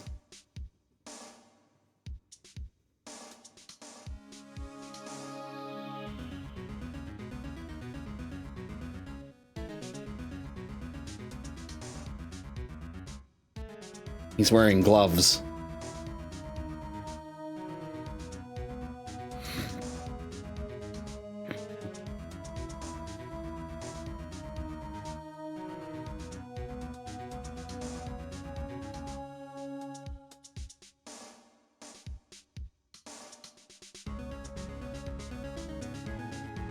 Right.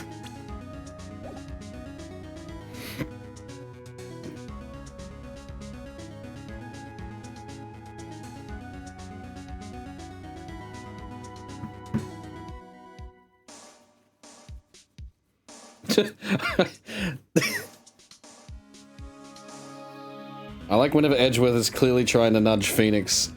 It's funny to me how he's like, oh yeah? This does prove the defendant is guilty, unless the defense proves it wrong. Wink, wink. Very well, proposal accepted. Let us further inspect this piece of evidence. I would now play the security tape. I'm just going to save just before. So it is 4:05. I might have to go soon because I want to make burgers tonight.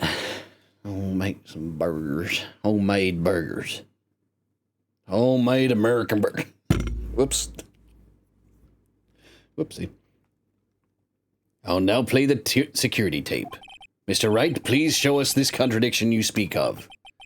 I have to point out a problem in the video. This is the first time I've ever had to do that. You can do it, Mr. Wright. It's set up so you can fast forward and rewind or pause the video. Just take a good look and be sure to point out the right thing. Please don't play it too many times. I can't stand watching this video. How did this guy ever become a police officer? Yeah, I'm questioning that too, but I think that's just how they hire police officers now. They just hire fucking anyone. Now then, Mr. Wright, please enlighten us.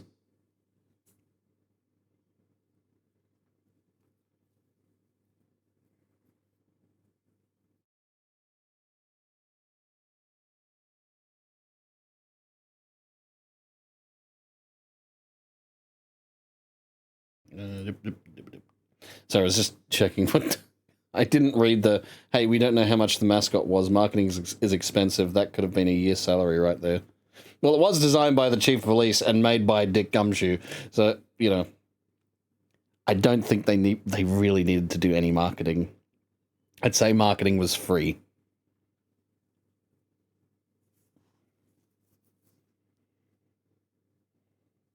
Phoenix, how does this town function? That is the world's greatest mystery at the moment. Where is the contradiction that indicates the man may not...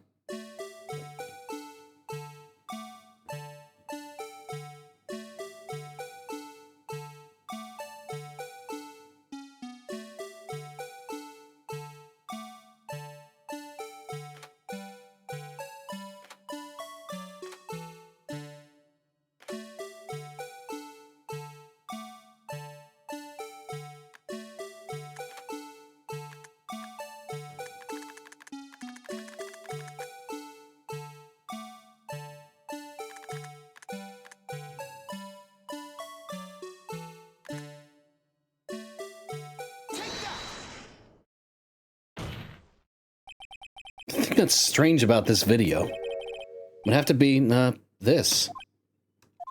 Hold on a second, I need to use my eye drops. Well, I don't get it. Would you mind if I borrowed your eye medicine? Don't look at me with those blurry eyes. Before your eyes get too teary, perhaps you should think this through again, Now what do I do? Very well, let's try this again.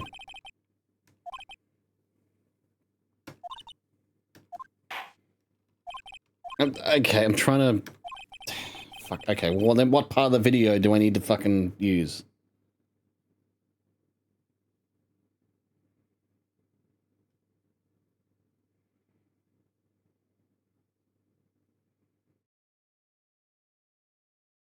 Light over the locker. Okay. Right.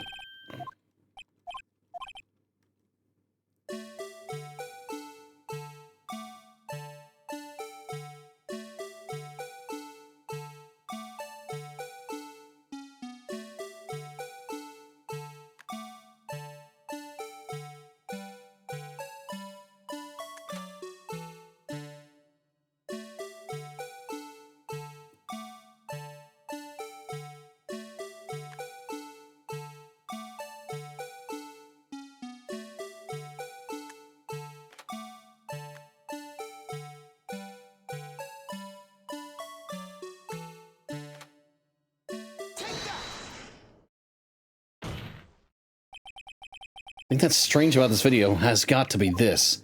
Officer Meekins? Sir, do you mean me, sir? As I understand it, the locker apparatus works like this.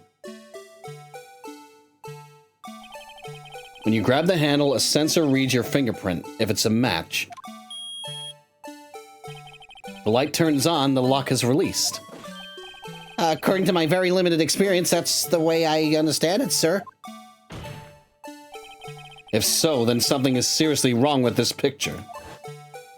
If so, then something is seriously wrong with this picture. That was my fucking Edgeworth voice. Something is seriously wrong with this picture.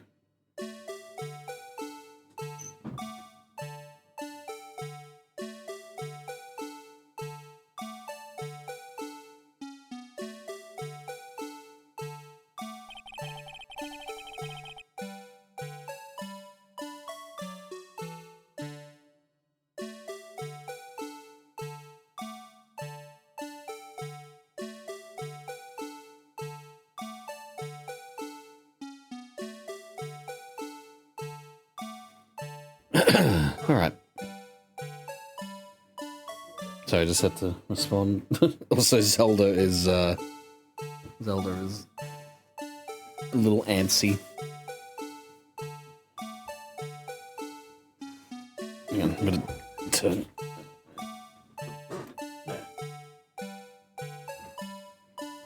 Oh! Oh, God, just fucking none of myself again. Oh. Oh. Oh, that did not feel good. Oh. Right at the mummy daddy parts. Oh.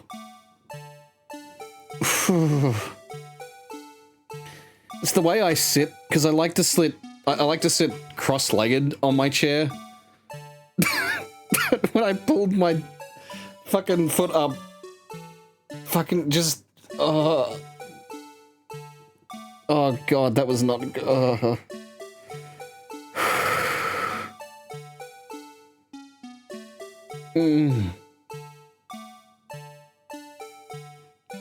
Oh god, I gotta be careful of that.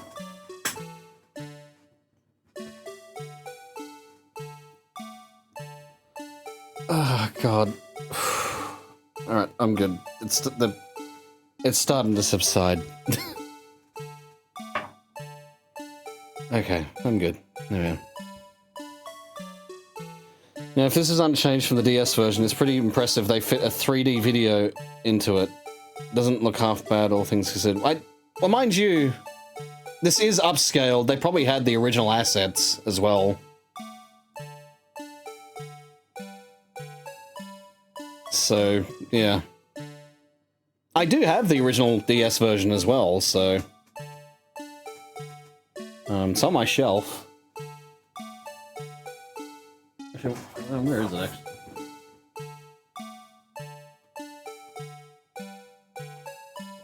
Yep, there it is. Yep,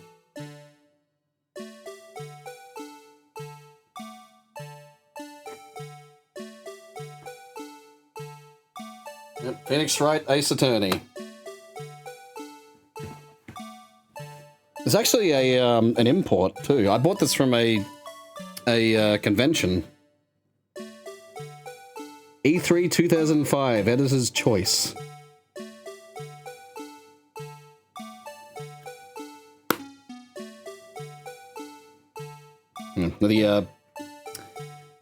It's not the game isn't in the case because it's in that fucking I know where it is. It's in the case thing. Anyway, it's not in its original case. It's in another thing. We've got the other games in it. I've only got the first game. All Rise. I'm Phoenix Wright, rookie attorney. Mia Fey. Yep.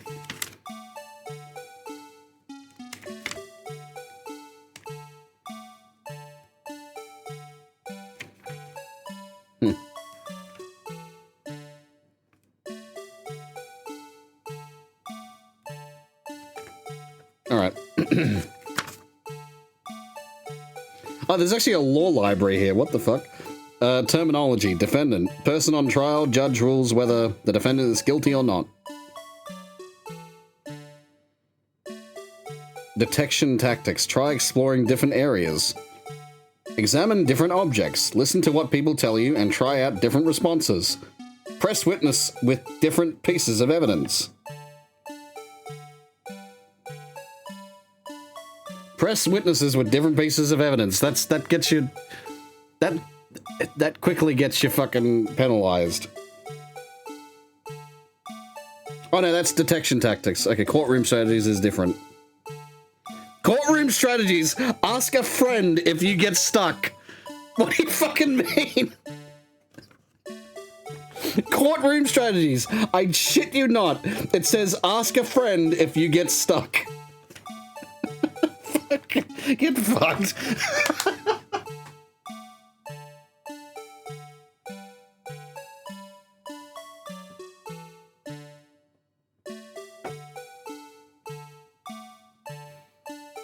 I mean, 3D, like, on the 3D, on the, sorry, 3D on the DS, I mean, it's not like it's out of the ordinary. Though it could also be, pre-rendered, like, that's another thing. Which, that's not out of the ordinary, there's pre-rendered shit. Pre-rendered cutscenes and stuff, just depends on how big the cartridge is and how compressed the video is.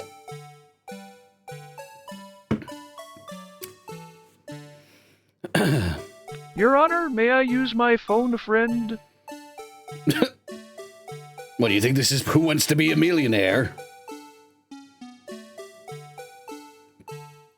Anyway. When the victim reaches for the handle to open the locker, let's rewind to a little earlier.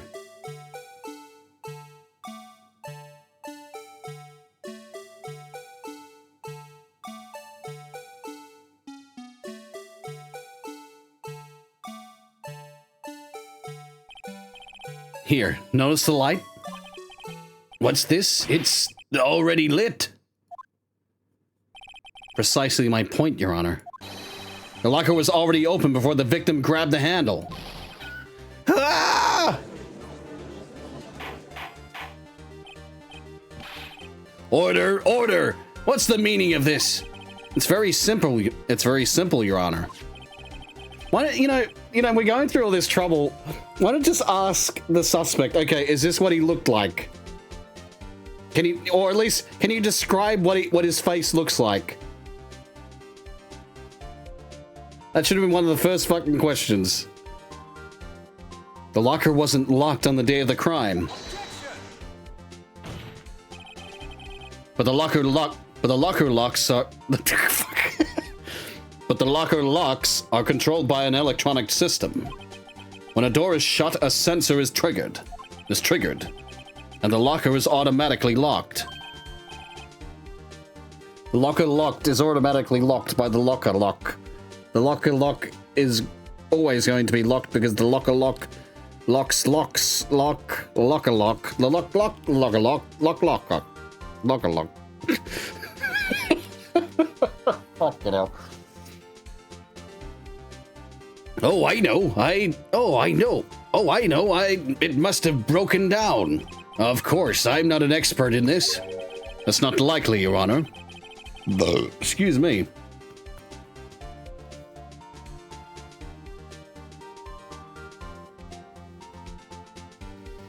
For a fact, if you ask him what the victim looked like, he'd say he had 2 eyes, a nose with 2 nostrils, lips, and oh, that's about it. He had a chin.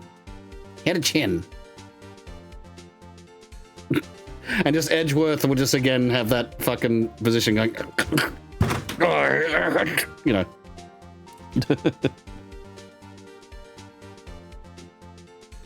Like, how did we hire these stupid motherfuckers? Well, look, I mean, the town got lucky with Edgeworth and Phoenix, all right? They got lucky that they have 2 competent people in the justice system. Anyway, that's not likely, Your Honor. The sensor would detect and report any malfunction. Oh well. It just goes to show novices should keep their mouths shut. So then, Mr. Wright, do you have an explanation? Me, Your Honor? Yes, why wasn't the locker locked? Me, Your Honor? Yes, well, you see, this isn't exactly my field. What do you think, Miss Scientific Investigator? Huh? Oh, maybe something like jammed... Maybe something like jam the system sensor. Something jammed the sensor? Say... There's something else that seemed out of place in this video. Yeah, I thought so too. There's gotta be another clue somewhere in this footage. Very well, let's inspect the video once more. A locker wasn't locked because...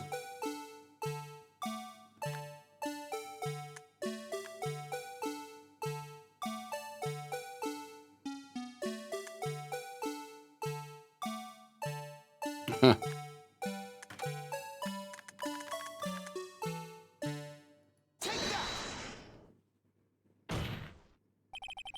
Please watch closely. This is the continuation of the part I showed you earlier.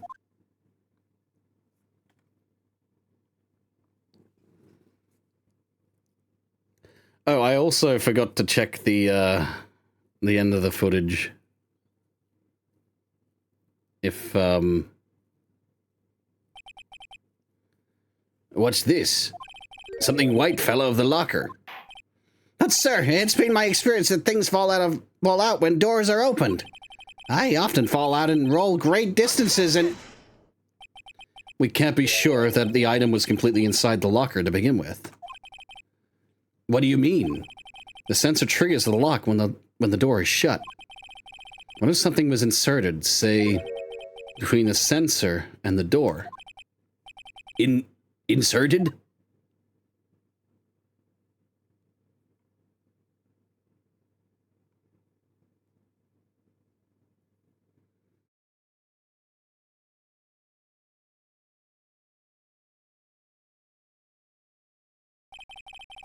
This white thing wasn't inside the locker.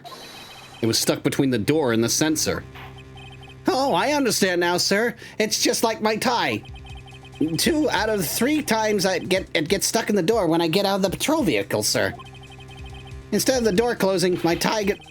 But the object would have to be extremely thin to fit in the door.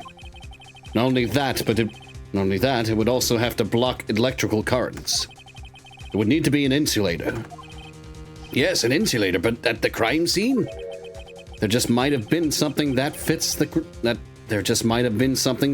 description. But, sir, the insulator, you don't mean... I think I've finally got this figured out.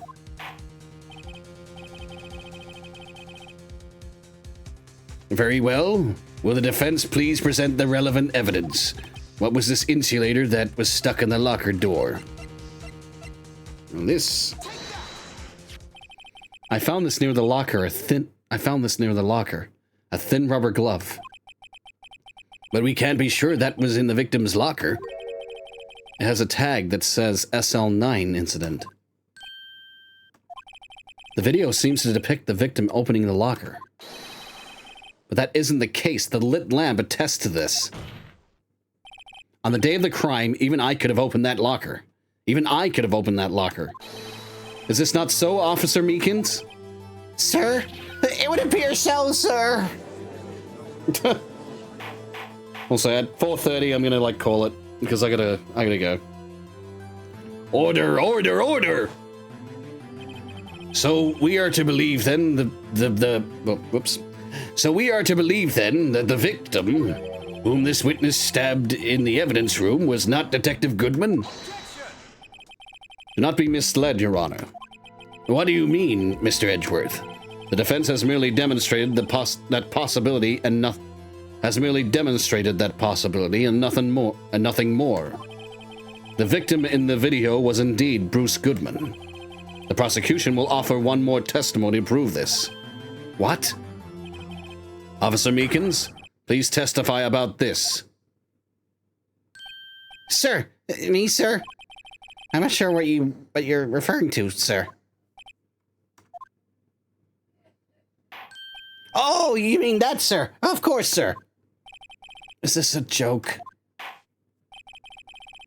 Very well, begin your testimony. Alright, I think when I get to the cross-examine part, I have to actually... yeah, I have to go. Mystery Man 2. There's one other thing that proves the man was Detective Goodman, sir. To enter the evidence room, one must use their ID card. When an ID card is used, there's a record of it. At the time of the crime, the detective had used his card. An ID card record, I see. I have the ID card record right here, Your Honor.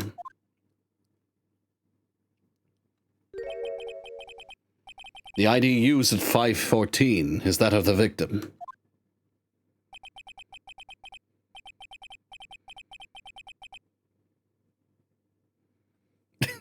Edgeworth's face feels less like a stoic, well-thought gentleman now, and more like someone who's really tired and wants to go home. Just before the crime. Yes, without a doubt, this is the victim's ID. However, one thing does strike me as unusual. Several hundred cases should have been due for transferal. Why were there so few people using this room? This particular evidence room is only used for storing certain special cases. Special cases? Extremely violent cases involving police stuff. Extremely violent cases involving police staff. Just hearing that makes my hair stand on end. Me too, although it doesn't make much of a difference. There were only a few cases up for transferal there, and most were cleared up by noon. Right, I see. Now let us move on to the cross-examination.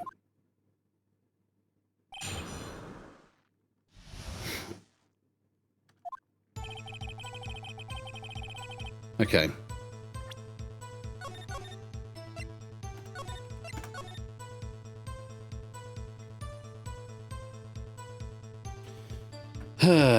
Unfortunately, because of just the trouble I was having this morning with actually fucking properly waking up.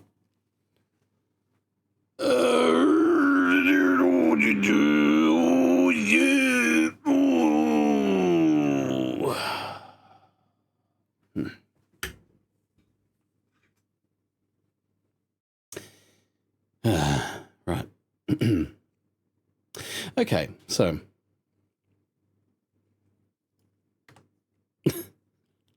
I gotta go. Unfortunately, yeah, I got some stuff to do. So I guess I will leave you guys to it. I'll be back a little bit later. So yeah, no stream tomorrow because I've just got, you know, I got some stuff to do. This pretty much happened all week. Like I wish, like yesterday I wanted to stream, but I had shit going on, and again, just pointless. Again, I'll say, don't get a TV that has the Samsung operating system, the Tizen OS. Especially if you have a home media server like Jellyfin and you want to run that, you know. Anyway, get Android TV or Google TV, whatever. Anyway, that's it for me. I'm gonna head off now. Well, thank you very much for watching. Thank you for lurking. Thank you for chatting. Thank you for dropping by solo. Whatever you did, thank you very much. You're awesome. Hope you realize that. I'll see you again for the next one. Yeah, probably play Hyrule Warriors tonight. Yeah, maybe I'll like continue with Ace Attorney, but the thing is, I have to voice act with that, and I don't want to like be too loud. So maybe not, but let's see how we go. All right, guys. Thank you very much, and as always, no matter where you're in the world, no matter what time it is, stay safe and have a nice day.